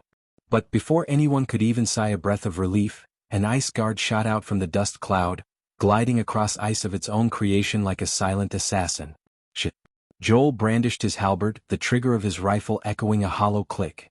He tossed the useless gun to the side, gathering his courage as his hands gripped his weapon's polearm. Milan pulled a heavy shield from his back, slamming it hard against the iced grounds and standing shoulder to Raj. Raj moved to bite off another grenade's pin, only to see the remaining 11 ice guards shoot out from the cloud of smoke. What was the point? The grenades were useless anyway. ROR. Another roar shook the battlefield. The variant invalids stalked forward. By this point, the engineers had only just reached the gate once again. As for the troops who could only move on foot, they were still over 50 meters away. Unfortunately, in these conditions, many of them were having trouble finding stable ground to stand on. The white wolf crouched, its powerful limbs shattering the ice beneath its feet. Bang. In this new world order, there were many sights the common people could have never dreamed of seeing in the past that they could experience now. Watching as a 5-meter-tall and almost 10-meter-long wolf cross hundreds of meters in the blink of an eye was definitely one of those things. A massive shadow seemed to swallow the sun. Joel looked at the halberd in his hands while Milan and Raj looked toward their shields. Then they looked toward one another, bitter smiles on their faces. At that moment they heard a rain of bullets coming from their back, only to look and find that at least a dozen of the almost 100 troops they had led the vanguard with hadn't retreated and were now shooting toward the massive wolf in the air. Milan opened his mouth to reprimand them. He knew these men well, they were the same teammates he had shared a field with for so many years. One of them was even a rookie of barely 15 years old. However, he didn't even have the time to do this much. To the front, the ice guards had reached them. Joel stabbed out with his halberd, only to find it snapped in two before he could even complete his first pierce. Milan and Raj stood as shields before him, their feet digging into the slippery ground as they tried to give Joel some cover. But, just as quickly as they tried to form a line of defense, they were sent flying back and crashing into Joel. Bang! In that instant, the variant invalid wolf landed on the ground, causing it to quake. It didn't even spare a glance toward Milan and the others as it looked toward the wall, a toothy, sinister, snarling grin lining its snout. Milan and Raj coughed violently, feeling as though all the bones in their body had been broken. They struggled to stand, looking toward the ice guards and White Wolf with a hint of fear in their eyes. They felt as though this was all a play orchestrated by the White Wolf. With such strength, with such leaping ability, couldn't it have claimed the fort for itself long ago? Why did it wait until now? They simply didn't have anyone capable of stopping it. Miles watched everything from above, his jaw clenched. Close the gates. The harsh words grated on the ears, but it was clear by now that Miles had shown enough mercy. Even if his enemies wanted to use this to point out his weaknesses, he had plenty of evidence on his side. This was all he cared about. As long as the optics were in his favor, that was all that mattered. By now the trucks had already crossed through the gates. The only ones lagging behind were the running soldiers who had to retreat by foot. As they watched the gates slowly close, those too far away felt a bout of despair while those who felt they still had a chance pushed their bodies to the limits, driving themselves forward as fast they could. Unfortunately, the ground was in terrible condition. Where there was no snow was too easy for even the most coordinated of men to slip and fall. And where there was snow weighed down the legs of those trying to escape, easily having their speed. Bang! The gates slammed shut. By now, only half the 100 troops that had come managed to make it back. As for those who were close, they banged on the steely gates with despair ringing from their voices. Their efforts resounded like dull thuds. The gates were too thick and too solid. Even if one stood on the opposite side, it would have been impossible to hear a thing. All this time, the White Wolf watched without even attempting to stop them. It raised its head haughtily, emitting the air of a king of beasts. "Concentrate your fire." Miles barked out an order. The bombardment of artillery shells had maybe been the only reason the tactical unit hadn't been completely surrounded and wiped out by invalids. But now that Miles had ordered for them to concentrate their fire onto the White Wolf, what chance did they stand anymore? At that moment, a rookie helped Milan to stand while a few others helped Joel and Raj. Milan opened his mouth to yell at the rookie once more, but the breaks to his ribs caused him to wince. In the end he sighed. Was there a point in yelling anymore? "Damned kid, we already told you not to join the army but you didn't listen. Now you don't even listen to my orders. Why you all do such stupid things is beyond me." Milan shook his head. Though the White Wolf was ignoring them now, that wasn't out of mercy. Would you care much about an ant you could crush any time you wanted? While Milan was lost in his thoughts, though, he didn't expect the rookie who helped him up to actually respond to his words. Looking forward seriously, the scrawny little guy in an oversized military uniform and helmet stood straight with his underdeveloped chest sticking out as far as he could force it to. Respect the game. Persist to the end. Milan was stunned out of his thoughts. For a moment he could sense a sliver of Lionel's overbearing aura. A sudden laughter rocked the battlefield. Whether it was Joel, Raj or Milan, their gazes went red without even having to look in the direction it came from. "Well said, rookie." It was only then that Milan realized it wasn't an illusion. He really had sensed it.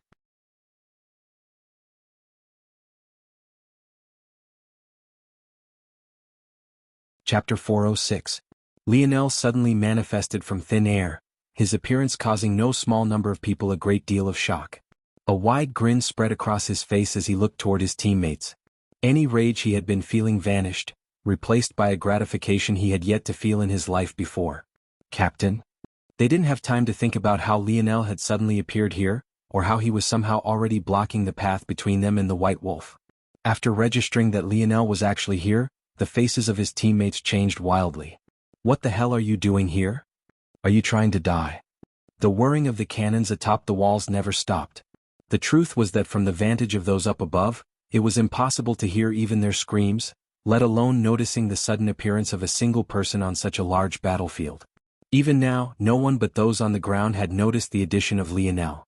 Of course, among those that noticed included the variant invalid and its ice guards. However, surprisingly from start to finish, Lionel's back faced them.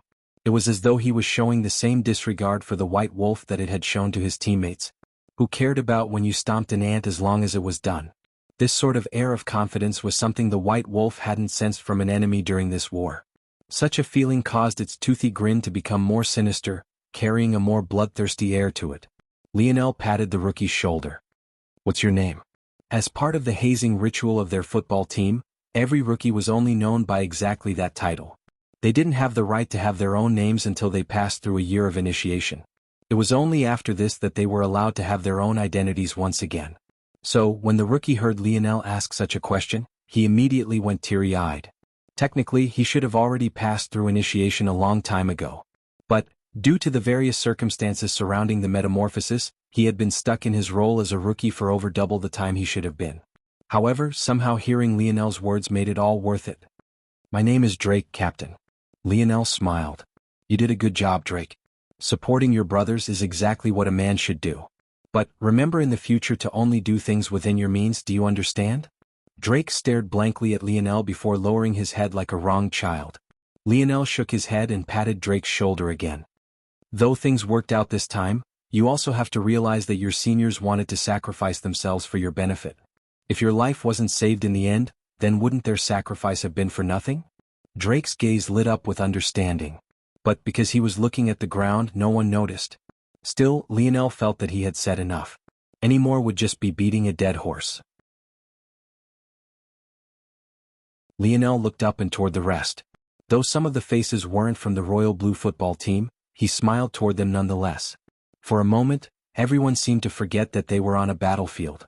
Whatever pressure had been coming from the invalids all around them, or the white wolf just 20 or so meters from them, had all of a sudden vanished. Fire. Finally, the cannons had been aimed and were all fired at once. Lionel's gaze sharpened. Though this wasn't as bad as what Miles had done before, they were clearly still within the range of being struck. A 20-meter buffer was nothing to such high-tech bombs. The white wolf's gaze didn't seem to want to leave Lionel, but Lionel also seemed to have no intention of paying any mind to the white wolf. "All of you, let's go." Everyone was shocked by Lionel's words. What did he mean, let's go? Didn't he see that they were in the middle of a battlefield? Also, hadn't a volley of bombs just been launched? Maybe in as soon as another second they would all be dead. However, Lionel only smiled and winked. Force surged around him, lighting up a pattern on the ground that had been invisible to this point. The truth was that Lionel hadn't appeared randomly and out of thin air, nor did he try to appear at the last moment on purpose. He had been trying to find a method of getting everyone out of here in one piece. The reason he appeared abruptly was because before then, he had been using light refraction to appear invisible. In the time, he managed to draw a teleportation art on the ground that he was now currently activating. Though Lionel wasn't necessarily afraid of the white wolf variant invalid, he knew that he wouldn't have been able to accomplish this while its sights were locked onto him. Luckily, Lionel's soul force had entered the fourth dimension. One had to remember that in order to practice in force, internal sight was needed. Without it, sensing and controlling force was impossible. By this logic, the stronger one's internal sight, the greater control of force one had. With Lionel's level of control, he was able to draw such a large array without the horde of invalids around him even sensing any leakage. Just as the bombs fell, Lionel's teleportation art activated, taking him and everyone else along. Bang, bang, bang, bang. The white wolf who had been observing Lionel all this time was slightly caught off guard. It wasn't that it didn't expect such a bombardment to happen, but rather that it had stopped paying attention to anything but Lionel. On the walls, Miles sighed a breath of relief. His greatest worry was that with the white wolf's speed, they wouldn't be able to hit it in the first place. Now he could put his heart at rest. Of course, Miles had no idea that the only reason he ever hit the white wolf in the first place was because of the man he hated most in the world. However, Miles wouldn't have time to think about this at all, because as the smoke slowly cleared, a familiar billowing coat of white fur appeared. Not only was it pristine, it was just as spotless as it had been before the bombardment. The white wolf took its attention away from the sudden disappearance of the object of its interest, its pearly blue eyes turning somewhat demonic. A low growl slowly overtook the waning sounds of artillery, the ground cracking once again as the white wolf's limbs flexed. Bang! A familiar shadow appeared in the skies. But this time, it was above the walls of Royal Blue Fort.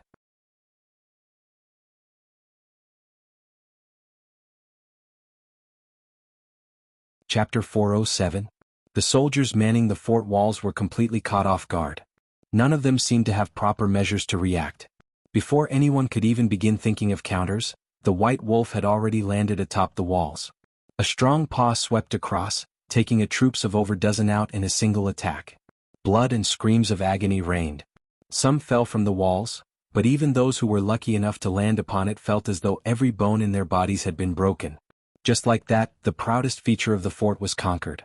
What was such protection worth if it took just a single leap to circumvent? "Give me a damned gun," Miles barked, snatching the commander's rifle. Miles' gaze shone with a vicious light.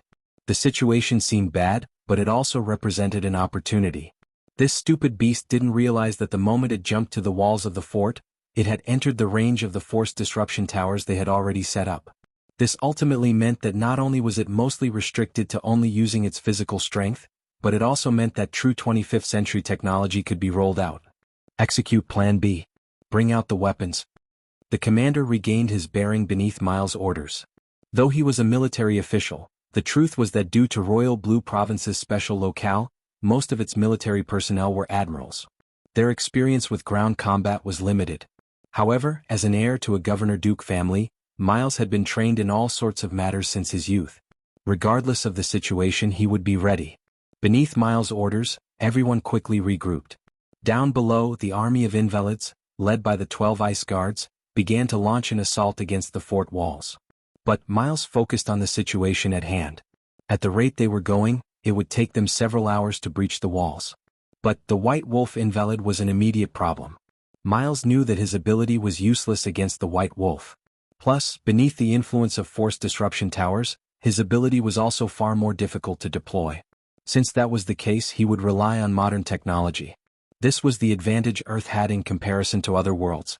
The number of geniuses born to this world allowed them to reach a level of strength that should have been impossible for a third-dimensional world. Even as an infantile planet, they weren't pushovers. A tide of black uniformed tactical units surrounded the White Wolf from all sides, a rain of bullets falling upon its pristine white coat. Compared to the past, the pain the variant invalid felt couldn't be considered on the same level. Without the restrictions placed on technology, its tough coat was being continuously pierced. Roar. The variant invalid tried to call upon the elements to strengthen itself once again. But it found that the amount it could call upon had reduced by more than half. In response, it rumbled a low growl, sweeping out a paw with the strength it did manage to gather. "Shield!" a captain roared out. The tactical units moved forward like a well-oiled machine. Holding out black, hexagonal shields, they kneeled down shoulder to shoulder and slammed them into the ground. A fluctuating electricity soon followed soon, covering the surroundings in a pale blue shield that quaked beneath the strike of the White Wolf. 50% depletion. A frontline soldier roared. "Swap." The captain replied instantaneously. "Fire." The operation seemed seamless. A cycle of defense, offense, and recharging. Shield units swapped out their energy cells. Attack units continuously reloaded. Their various captains handed down orders in a practiced and timely manner. It was clear that these tactical units were far better than the seamen had been. The white fur of the variant invalid finally began to be covered in patches of red, its blue eyes flickering with fury. It wanted to jump down the walls and toward the city below, but it found that the restrictions on its ability were even more severe in that direction. At the same time, its pride didn't allow it to retreat. Lionel reappeared on the same collapsed building he had been on before. But this time there were dozens of new faces around him. However, none of them spoke. Though Lionel had saved them, they all still had family within those walls. Lionel knew he couldn't very well leave things be. Even if his teammates didn't have anyone else to care for, Lionel couldn't very well allow so many innocents to die just because he hated the actions of a few. This fort represented all the remaining human population of Royal Blue Province. If this fort fell, it would mean the end of anything that once represented this prosperous place. Lionel couldn't allow that to happen. However, what Lionel hadn't expected was for the fort to perform so well after a while. He realized that he had really overthought things. This was ultimately the empire they were talking about. The fact the province was still in this state even after a year wasn't because they were weak, but rather because they had put all their effort toward building the capital province back up. In addition, all variants had been recalled to the capital as well. If it wasn't for what happened, he and Aina would have been sent to the capital as well. It could be said that Lionel had yet to meet the true powerhouses of Earth when things are framed in this manner. Not that he would have to fear them regardless, though. Fine, he'll let them repel this variant invalid first, then go to reclaim the interest mode. What Lionel didn't know at this point was that these matters wouldn't end so simply. Miles might have been setting up his own plans, but there were other intelligent minds at work as well. Variant invalids weren't so simple as they seemed. But this was only one aspect of the puzzle. Maybe, just maybe, the variant invalid wasn't the main villain of this story.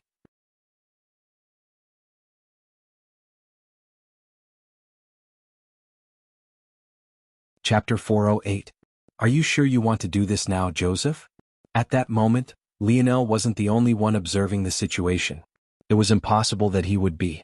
To put matters into perspective, there were only 8 other forts of this kind on the whole of Earth. For it to be continuously assaulted by such a large army of invalids, it was impossible for not only the Empire to be unaware, but for all the other hidden powers of Earth to be in the dark as well. However, what was particularly interesting about this crew of observers was the fact that maybe had it not been for Lionel's actions, they wouldn't have been aware of these changes at all, at least not so soon. The reason for this became obvious after remembering just who this Joseph was. This was Joseph Warner, brother to Damien Warner, and the very same man who led the first group of the Slayer Legion Lionel ever met. Months ago, the 3 men, Joseph, Damien and Lionel, had come to an agreement to take down Royal Blue Fort. Such a large task would have come with unimaginable rewards. In order to prepare for this, the 2 brothers had no choice but to bring Lionel in to get registered. Had they simply left such a large contributor to their mission as an unknown, they could very well be the subject of investigation. Such a thing would have been too suspicious and they could have become marked as traitors. Only by following all the red tape could they benefit from this potential boon. But they had never expected to meet Hacker Hutch and had been even more caught off guard by the fact Hacker Hutch actually all but kidnapped Lionel. It had already been months since then without a single word from Lionel. However, in order to be ready, they had continued to monitor the situation of the fort. They managed to gather information on everything from the patrol units to the tactical units and even to the zone clearing units. When they learned of the situation between Lionel and the Slayer Legion though, they came to accept the fact that they had wasted their time. Not only had they wasted it but they had paid a dear price for it. Both brothers had been demoted for their involvement in bringing Lionel to the Slayer Legion. Since their involvement was minimal, they only lost a single rank. However, it was still a devastating loss to them. Joseph had been so close to being promoted to a true commander from vice commander, yet now he wasn't even in line for promotion any longer. It was practically an unspoken rule within the Slayer Legion. A demotion was almost always the end of someone's career. Ironically, this made the fervor the 2 brothers had for conquering the fort all the stronger. This would be the only chance they had to truly reclaim any semblance of a career they once had. But now that an opportunity had really presented itself, Damien began to hesitate. Joseph clenched his jaw. This is the only option we brothers have left. If we don't, we'll remain as middling captains for the rest of our life. Damien sighed. I heard that they promoted that Sela woman again. To think we originally wanted to use her as a cover for Lionel, now she's riding above our heads. Joseph's gaze hardened. But in the end he didn't say the words he thought. Gather up Catwoman and the others. When this variant falls we move. Shouldn't we tell Commander Sela? Damien asked. Joseph sneered. What are the odds she'll be at headquarters where she's meant to be? Damien heard these words and didn't say anything more. He was the one who brought Lionel to his brother back then. Though he knew his brother only blamed Lionel, Damien couldn't help but feel one part guilty. Seeing Sela sit in a position he felt she didn't deserve ate Joseph's insides with a level of rage and jealousy he had never felt in his life before. Despite the fact she had taken the position that should have been his, she didn't even seem to treasure it. But how could she? When they met Sela, she was a fool who couldn't even see through Lionel's talent and instead chose to push him away. The only reason they promoted her was to continue breathing fire to the lie that they were enemies with Lionel and had taken him prisoner. This was all so that it would be easier to catch the fort off guard with their assault. Yet, she somehow managed to ride the momentum of that one chance to her current point. How could Joseph not be enraged? But in the end, this all pointed back to one person. Though it couldn't be said that he was at the point of becoming irreconcilable enemies with Lionel, he likely wasn't very far. The situation was quite an interesting one. Lionel had no idea that Joseph and Damien were eyeing the fort, while the 2 had no idea that Lionel was already on the scene as well. But neither group was aware that there was yet another party watching this silently. Captain Sela, or rather, Commander Sela now, observed Joseph and Damien from afar with a smile on her face. But rather than being on the scene like the 2 groups, She was using a special treasure in order to do so. Interestingly enough, Commander Sela wasn't aware of Lionel's appearance near the fort either. However, it was unclear if she would react much even if she did know. Despite watching the movements of both Damien and Joseph and also being aware of their goals, she made no attempts to stop them. In fact, she didn't even rise from her comfortable seating arrangements. She reclined in a cushy chair, her meaty hands resting over her belly with a content smile on her face. As for what her plans were, maybe only she was truly aware.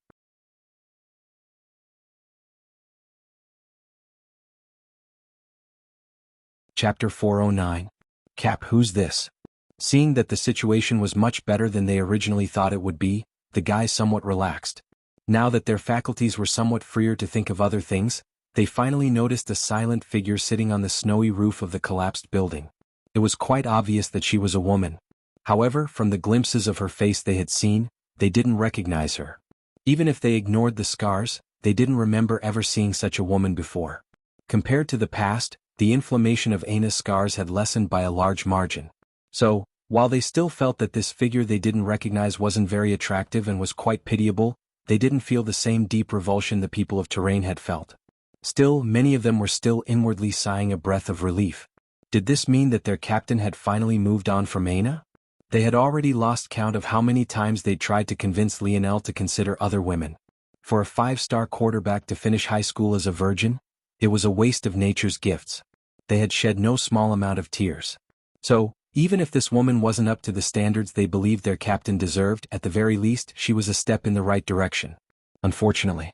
Lionel grinned. You all don't recognize your own sister-in-law? Milan's eyes widened along with the other guys. Aina. Milan's face flashed with confusion. Unlike Lionel, who seemed capable of recognizing Aina regardless of the situation or apparently no matter how she looked, it was clear that the others didn't have this ability at all. The face Aina displayed now was completely unlike the one she had used at Royal Blue Academy. Aina smiled lightly in greeting before glaring at Lionel. Sister-in-law? It seemed that this Lionel was getting a bit too courageous. He still hadn't learned his lesson after she spent this time ignoring him? However, Aina didn't react as violently as she usually did. Maybe she gave Lionel a slight bit of face due to the fact his friends were here. Or, maybe she couldn't help but internally smile when Milan immediately knew who Lionel meant by sister-in-law. Still, she took a mental note of this event and continued to play with the little mink in Tolliver. All right. Lionel changed the subject and put his hands on Milan and Raj's shoulders. A surge of light elemental force sprung to life as Lionel cast Grand Heal on them. Since the two were still within the third dimension, he had no need to use his improved version of the art like he had done with Xyler. So, the process ended in just the blink of an eye.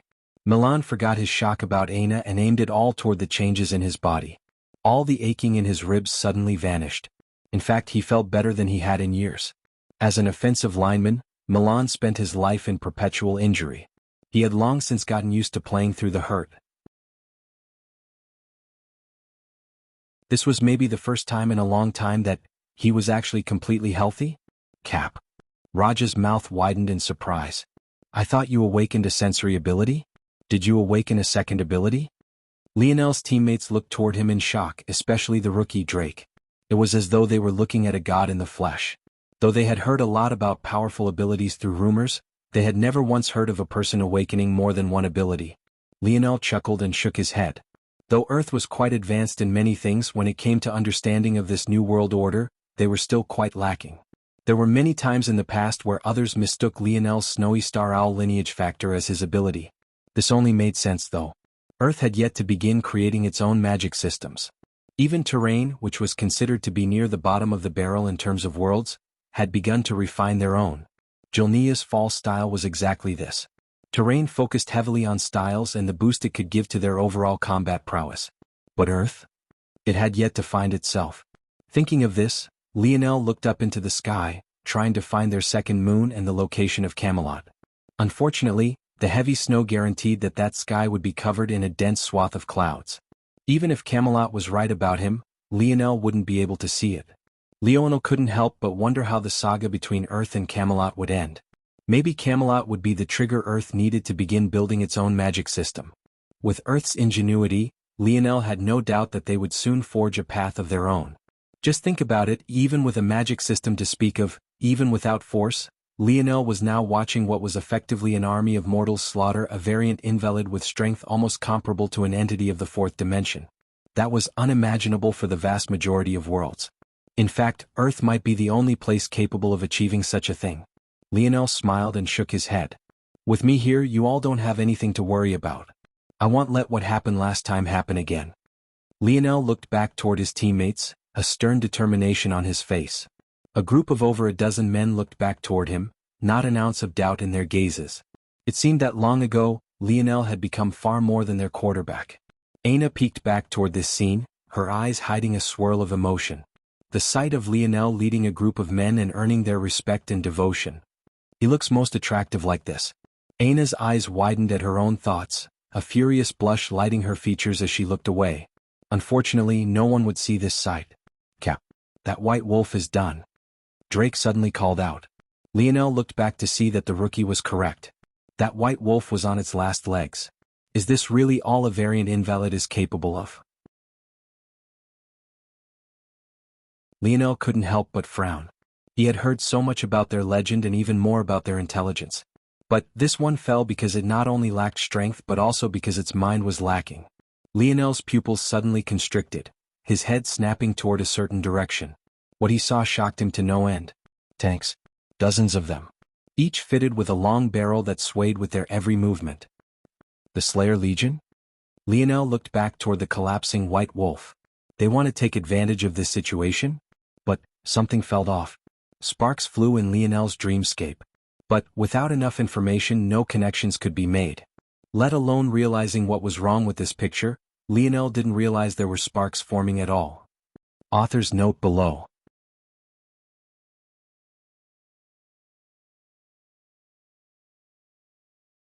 Chapter 410.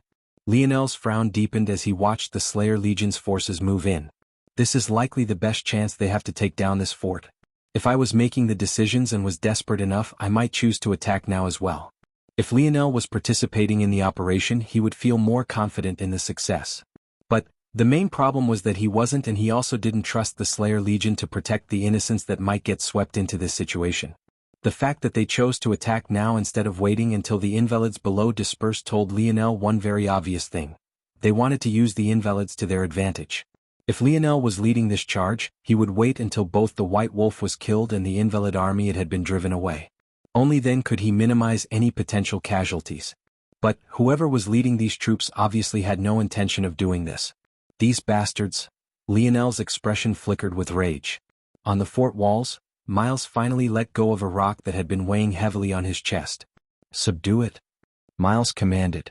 The commander beside Miles looked toward him in shock, but eventually disseminated the orders. This was indeed a good opportunity. The capital had likely long since begun its research on invalids. But whether they had caught a variant invalid just yet was unknown. After all, they were rare creatures to begin with. The fact one appeared on Earth just went to show the level of talents that could be born here. Whether they traded this variant in for merit or if they kept it to get a leg up themselves, both were viable options. Most importantly, Miles believed that such an important piece would definitely cause his father to pause in his resoluteness to abandon his first heir. Junior Governor Duke. We have enemies approaching. Miles froze, his heart plummeting once again. They still hadn't dealt with the invalid army below. The damage to their defenses by now was definitely not negligible. If they had to deal with more armies, there would most definitely be a major problem. Was it more invalids? A beast horde brought over by the explosions? Something worse? Give me information. I need numbers and an estimate of their strength. Miles relayed his orders. But what he learned left him stunned on the spot. Those charging toward them now weren't invalids or beasts at all, but rather humans. In fact, they seemed to have a prototype of a mobile force disruption tower moving along with them. From a quick analysis, the technology that this troop of humans was using fell into the 22nd and 23rd centuries. This could either be because this was their technological limitation, or the more likely theory was that mobile force disruption towers weren't as potent as immobile ones. Regardless, the threat they presented was not small, especially now after a battle. Procuring military goods after the metamorphosis was incredibly difficult. Things that were once simply like mining and synthesizing material became large mountains to climb. This didn't even mention the most obvious fact that the population of Earth had been massacred by over 99%. They didn't even have the numbers they needed to sustain mass production, and the machines they once used that could cover this weakness had restrictions of their own. After such a massive battle, the reserves of the Royal Blue Fort had been depleted by over 80%. And, as if that wasn't enough, the remaining 20 or so percent they had left needed to be used to drive the invalid horde below away. At this point, of the 12 SSS-grade threats, only 5 of them had been dealt with. The current situation was terrible. They didn't have the means to deal with another threat at this very moment. Within the formation of tanks, Joseph watched on from a cockpit, a deadpan expression coloring his visage. He steeled his heart, his only thoughts being of success. He didn't care what he had to do. Damien watched on from the side, conflicting emotions swimming through his chest. But in the end he too steeled his heart. They knew of the events that happened months ago. This fort was manned by a tyrant that bombed even his own people. Even if it meant sacrificing a bit more to save the majority, it would be worth it. This metamorphosis was the opportunity the Slayer Legion needed to finally overturn the Empire. They needed to take this chance. Unfortunately, in all their thoughts of glory and patriotism, the two brothers forgot to think of one very important thing. How could they possibly be the only ones who thought of this? The Slayer Legion seemed to be a massive power with immense strength behind it. Even if it couldn't compare to the Empire, not many things could to begin with. So, if what the brothers thought was true, why would the Slayer Legion leave it up to two demoted brothers to conquer a fort when the opportunity was presented right before them? The Slayer Legion? They actually dare to attack us. Miles was thoroughly enraged when he learned of who he was facing. To a noble like him, the Slayer Legion represented nothing but the dregs of society. He really couldn't fathom what reason a person could possibly have to risk their lives to join an organization with no future to speak of. There was no worse feeling than when an ant could pose problems for you. Miles had gone from a young heir, to a person ostracized by his own father, to clawing his way back up little by little, just for an insignificant bug to be blocking his way in the final moments. How could he not be infuriated? Man the cannons! Miles roared. Unfortunately, the Slayer Legion had moved first. Since they dared to act so brazenly, how could they not have their own plans? In position? Joseph asked without turning to his younger brother. Yes. Damien spoke with a bit of strain. Do it, Joseph said coldly. If Miles knew about Damien's ability, he would know that Lionel wasn't the only one who could move through the ground. Bang, bang, bang. A swarm of invalids crowding the bottom of the walls suddenly imploded. But, worst of all, a large chunk of the wall's foundation went with it. The steel alloy the walls were made of had been refined with hundreds of years of technology. Blasting through them with 22nd century tech was impossible. However, in their several months of observation, the Slayer Legion realized one thing. In the haste to build this wall as quickly as possible, its foundation was neglected. If strategic points were targeted, it would collapse beneath its own weight, especially if it had already been damaged by a horde of invalids first.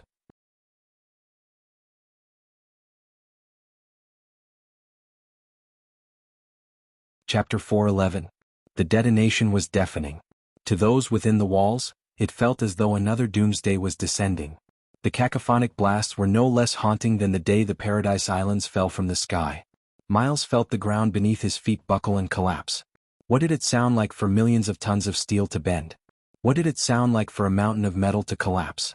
Well, it was uncertain if many could tell you because that day, those noises weren't what stood out at the forefront.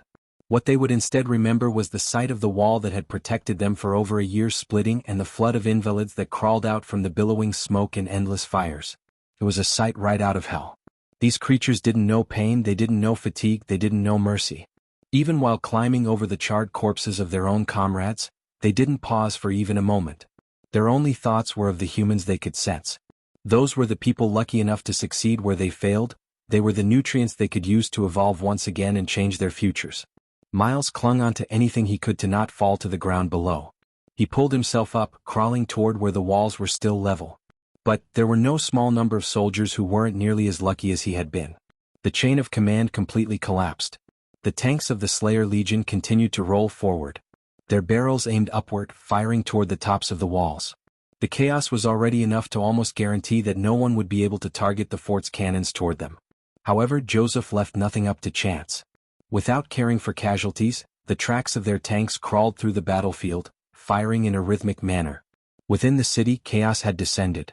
With the intelligence, or lack thereof, of the invalids, They didn't even seem to realize another party was approaching from the back. They all shot forward, entering the outer limits of the fort. By now, within the inner city limits, the nobles had become aware of what was happening. "Dad, what should we do?" James entered his father's office with a panicked expression. "What exactly are you panicking about?" James' father responded casually. "The city, it's being overrun by invalids. I'm sure that if even I've heard about it, you also know that the Slayer Legion made its move." James' father placed down the tablet he was reading from. And? James was stunned. He didn't really understand what was happening. Even if his father didn't care about the commoners, shouldn't he at least care about his own safety? If the city was overrun, they would be finished. James' father shook his head. "Use your head, James. The Royal Blue Fort is one of the only 8 on Earth. Even if most of the Empire's strength has been concentrated in the capital, do you really think the walls of such a fort should be so easy to take down?" "You?" James was stunned. He suddenly understood. This was meant to be a fort built by the hands of the foremost experts of the Royal Blue Province. How could it only last a few hours under siege? How could it only survive a single well-placed explosion? This fort was meant to represent the consolidation of much of Earth's power. How could a ragtag squad of rebels possibly take it down so easily? It was only then that James remembered. The inner city had always been under an illusion cast by the junior governor Duke. From the outside it seemed like a normal doorway and gate, but was it? James shivered as he grasped the situation. The walls on the outside were always a casual facade. Why would these nobles spend resources on protecting an outer city of peasants when they could pour all their resources into protecting an inner city built for themselves? Now that James thought about it, other than Miles, no other nobles went to the wall. In fact, Miles could be considered to be the one with the greatest ability. "Dad, you're abandoning the junior governor Duke?" James' father sneered. "Do you think that he's a person we should still follow? What? So that we can sink along with him?" James didn't know how to respond. He had lost the greatest friend he had ever had for the sake of pleasing Miles. Now they were abandoning him so easily? For some reason, this made his insides churn even more than that look Lionel had given him that last time they stood face to face. He threw the game for Conrad, but now he was dead. He tried to betray Lionel for Miles, but now he might very well be dead as well. How many more sacrifices would he have to make? How many more of them would be just as meaningless? "You've done good though, James." James' father rose from his seat. "That Miles contacted me about communicating with the Siegfried family. He wanted me to expose that the death of their son was related to the Brazinger family, correct?" James nodded stiffly. He had reported this to his father the other day, and it seemed that Miles contacted him not long later. "You will go to the Siegfried family to represent the Bennets. When the time comes, reveal to them that the one who did the deed was Lionel Morales." James froze. He couldn't understand. What was the purpose of this? Don't ask why, just do as I say." The sound of the bombardment felt like a low rumbling at their location.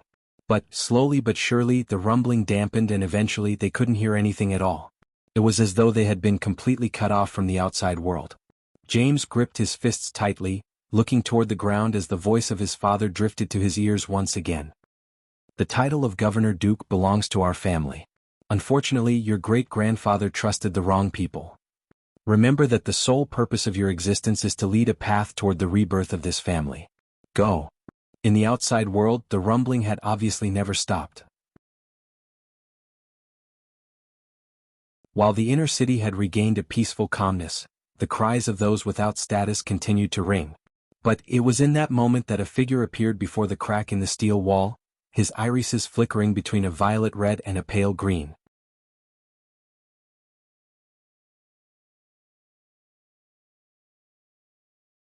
Chapter 412? Screams. Blood. Carnage. As many things as Lionel had seen in the past year, he still wasn't ready for this. The genocide modern technology wrought was far beyond his imagination. With his senses, every instance of fear, every tear that was shed, every heart that ceased beating, it was all in his range to feel, see and grasp. However, the Slayer Legion tanks continued to roll forward, the inner city of the fort remained unmoved, the invalids never stopped. Lionel had already moved before he could even register his own thoughts. He faintly heard the voices of his teammates screaming for him to come back. What could a single man do against such an army? As powerful as he had become, it most definitely wasn't enough to cover the sky with a single hand. What could he possibly hope to accomplish? But he moved anyway. That said, he didn't move alone. The little mink, seemingly sensing his agitation, jumped forward, skipping across the air. Aina stood, her steps pausing for a moment. "You all stay here. You're not strong enough." Her words were simple and plain. Her gaze carried the same look she had when she took Conrad's life. A cold, silent indifference. Lionel's teammates gripped their fists, but they didn't move in the end. They knew that Aina's words were true. If they moved now, they would only get in the way. Wielding her great sword, Aina launched herself from the side of the collapsed building. "Fire!" Joseph's cold voice rang in the cockpit, his gaze growing colder and colder. Every command he barked, every shell that fired, every life his actions reaped seemed to make him more and more detached. Eventually, he felt like a bird observing things from the skies, a passerby in history that didn't have anything to do with what was happening before him. "Joseph," Damien spoke, huffing and puffing from his previous exertion. "The gap in the wall will only allow 2 tanks through at once. Should we pause the charge and make a larger passageway?" Joseph's steely gaze locked onto the path ahead. The steel alloy walls had collapsed on their destroyed foundations. It splintered down at that point, creating a semi-triangular passageway nearby where the gate had been. Many invalids had already recovered and were pouring through that hole. Those that couldn't fit through took advantage of the crumbling imperfections of the wall as grips to climb up and over. The city was slowly becoming completely overrun. "Send 2 Vanguard tanks through and execute Plan B2. Plan B2. It was too difficult to predict the result of their explosion. There were too many variables despite the fact they had simulated it many times. Plan B2 was to be used when the walls were damaged but the gates remained functioning. They would send a unit in to open the gates from the inside. By now, it should be impossible for the Empire soldiers to still be manning the gates. And even if they were, they should have a lot of their own problems to deal with." Joseph's orders were relayed quickly. At the vanguard, a tank with Catwoman rolled forward. They trampled over invalids with impunity. It seemed that any invalid below the grade wasn't even able to dodge their advances, while those above that threat level couldn't even hope to damage them. Maybe only an SSS grade threat would even be able to think about slowing them down. These tanks were Joseph's trump cards. All the resources he earned over the years were poured into them, forming a squad of 20 he deemed unstoppable. Catwoman was dressed in her full leather suit as usual. Hearing Joseph's orders, she was already prepared to move out. With her ability and pre-metamorphosis expertise, she was definitely the most suited to this task. "No worries, Commander, those gates will be opened within 15 minutes. Catwoman didn't care about military law. In her eyes, Joseph deserved to be commander, so she called him as such. Forward. What none of the Slayer Legion could have imagined was that someone would actually stand forward to stop them at this time. But what they couldn't understand all the more was that it was just a single young man. Clang, clang, clang. He stood before a horde of charging invalids and a fleet of rolling tanks, his expression furious. Even amidst the billowing smoke, the rising flames and the rushing blood, he stood out like a blinding light in the darkness. Stop. The roar of a single person shouldn't have been so resounding. Yet even beyond the sealed defenses of the inner city, it resonated, shaking the earth, the walls and the skies. Several C and B-grade invalids collapsed before the young man's rage, their minds shattering beneath his might. He brandished a black spear, his irises flickering back and forth between a violet red and a pale green. Everyone heard that young man's voice. It traveled over several miles, reaching the ears of even those it shouldn't have. Despite being within the cockpit, even Joseph heard the voice laced with rage and indignance. The young man continued to stand amidst the crack in the wall. Beneath his feet piles of rubble and invalids' corpses lay. Behind him an overrun city trembled. Before him an army of thousands stood. Amidst it all, he looked like an ant trying to stop the momentum of a towering mountain. But he stood there nonetheless, his fury billowing. The young man brandished his spear, slashing a line before him. Clang, clang, clang. The spear force cut through the invalid corpses, through the piles of rubble, through the collapsed steel alloys, piercing through the ground and not stopping for tens of meters. Cross this line and die. His words were undeniable.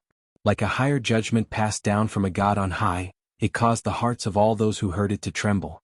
The flickering of his irises finally settled on a blazing violet red. His skin suddenly lit with endless bronze runes as a halo appeared above his head. His bronze hair billowed. It was so long and sturdy that it sounded like cracking whips in the wind, slicing apart anything that even remotely came into contact with it. When the shock of those who heard the voice calmed, it was only then they recognized who it was had spoken. Lionel. Joseph's gaze reddened, his reason leaving with his humanity.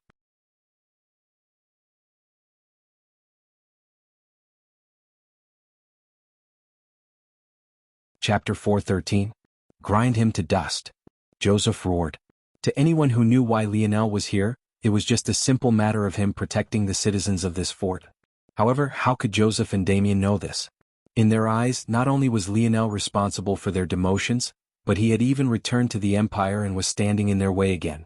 Usually when people felt hatred, they would never consider what they might have done wrong. And, in this case, the most exaggerated result was practically guaranteed. Catwoman glared at Lionel through the cameras of her tank. "Run him over," she said coldly to her driver. Catwoman remembered when she first met Lionel. She had had a good impression of the boy. But the loyalty she had for Joseph was far beyond this. For a person to join the rebel army in a society where there was only one true ruler, it would be no surprise for their background to be lengthy and complex. Catwoman was no different, and to her, Joseph was a brother, a father, and the only family she had. Even if Lionel hadn't been the reason Joseph fell from his tall heights, she still wouldn't allow him to block her path. Lionel watched coldly as the two Vanguard tanks continued to roll forward.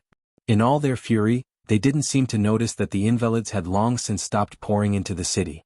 They seemed frozen in space, completely unable to move. Their white, indifferent irises were all locked onto Lionel.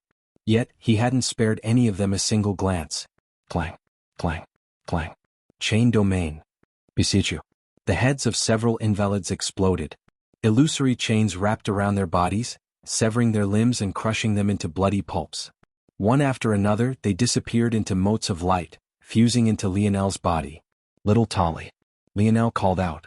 Blackstar had followed Aina, but Lionel had taken the little metal spirit with him. Since they dared to disregard the lives of the common people just for their own goals, Lionel would make them pay a price. The tanks continued to roll forward. Though all Lionel could see were their barrels and their sleek black exteriors, it was as though he was peering into the souls of those within them. Dream sculpt. Lionel stared down the tanks, their every piece reflecting in his mind. Without the complexities of fourth-dimensional pieces, it took Lionel not even a few seconds to complete it.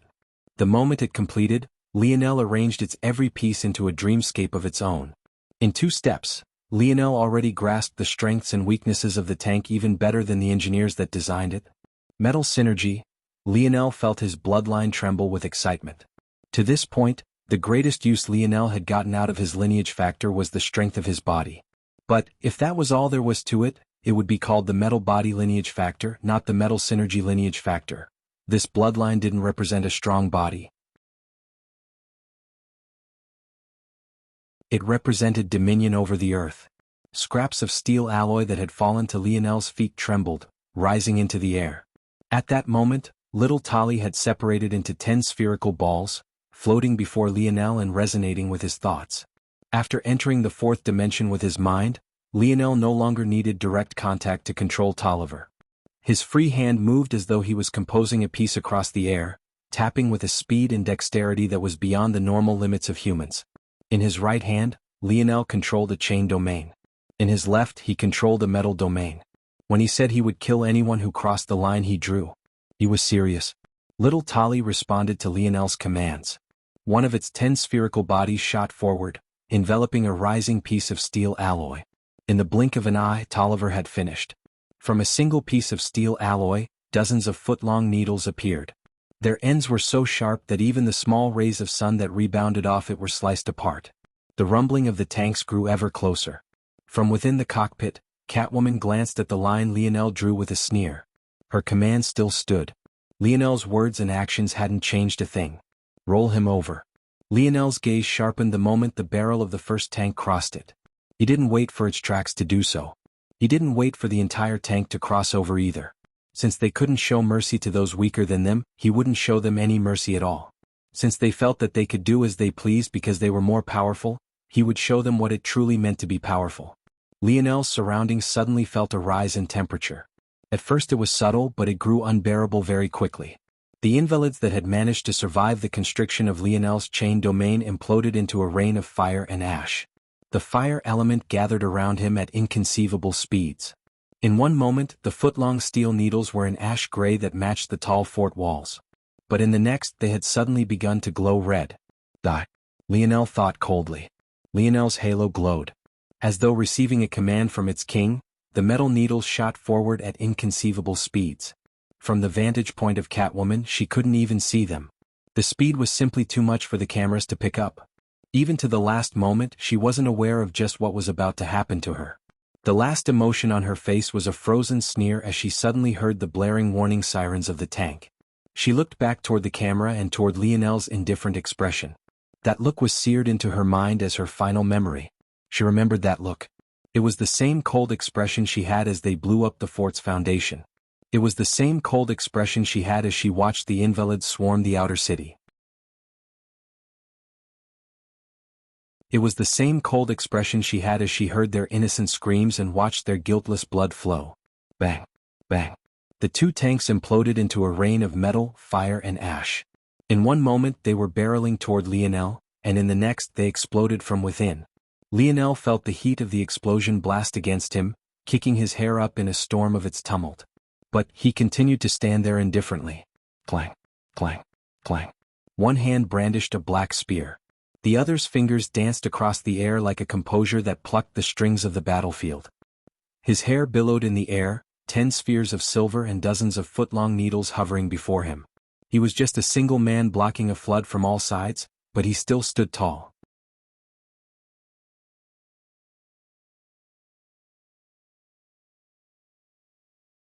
Chapter 4:14. Lionel was like a blazing sun. It felt and even looked as though he was the central star of a world. Even the splintered steel walls around him began to turn a fierce shade of red, causing those invalids who still tried to climb it in his presence suffer a fate worse than death.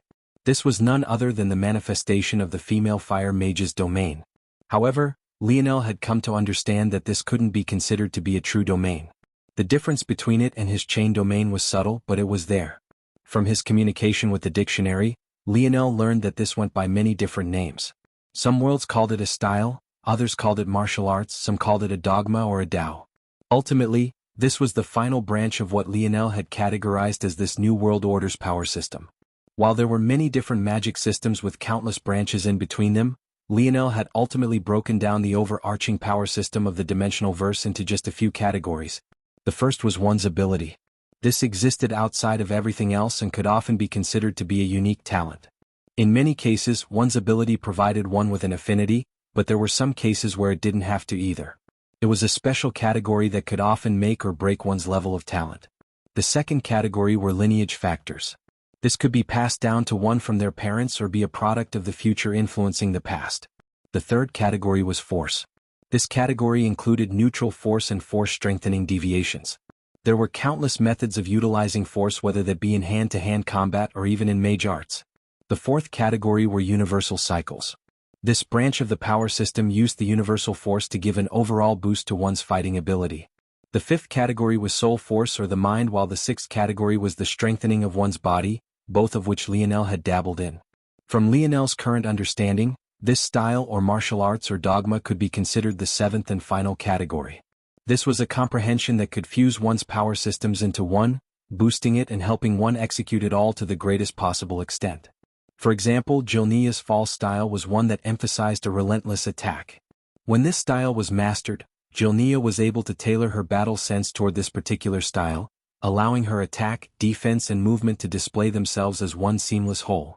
If the first six categories were branches, this seventh category could be considered one's foundation, the very roots that held it all together. There were a countless variety of styles. The winged swordman style was one that emphasized the fluidity of motion, the fusion of one's steps with one's attack and retreat. It placed particular importance on speed, swiftness, flexibility and agility. The bowwoman style was very similar to what Camelot knew as the general star. For ease, Lionel referred to it as the general style. It was calculating and considered every point in battle as a piece of the whole. Every step, every breath, and every thought one had was meant to bring one closer to victory. This style had no wasted energy and maximized efficiency. The final style, the style of the female fire mage, was one that brought one to the extremes of heat. This person embodied flames to such a great extent that all the fire elements in the surroundings couldn't help but surround them. In this way it functioned more like the spell, light domain, rather than a true domain. However, much like the fall style caused the sound of crashing waters to fill the surroundings, the flame style preyed on a sense as well, except this time, it was of one's touch rather than one's hearing. The variations between styles was endless and all-encompassing. But one thing that was true is that regardless of the style, only a single one could be used at a given time unless they were fused together into a new comprehension. This made sense. After all, how could one follow multiple dogmas at once? One couldn't possibly have the style of an office worker and an athlete at the same time, right?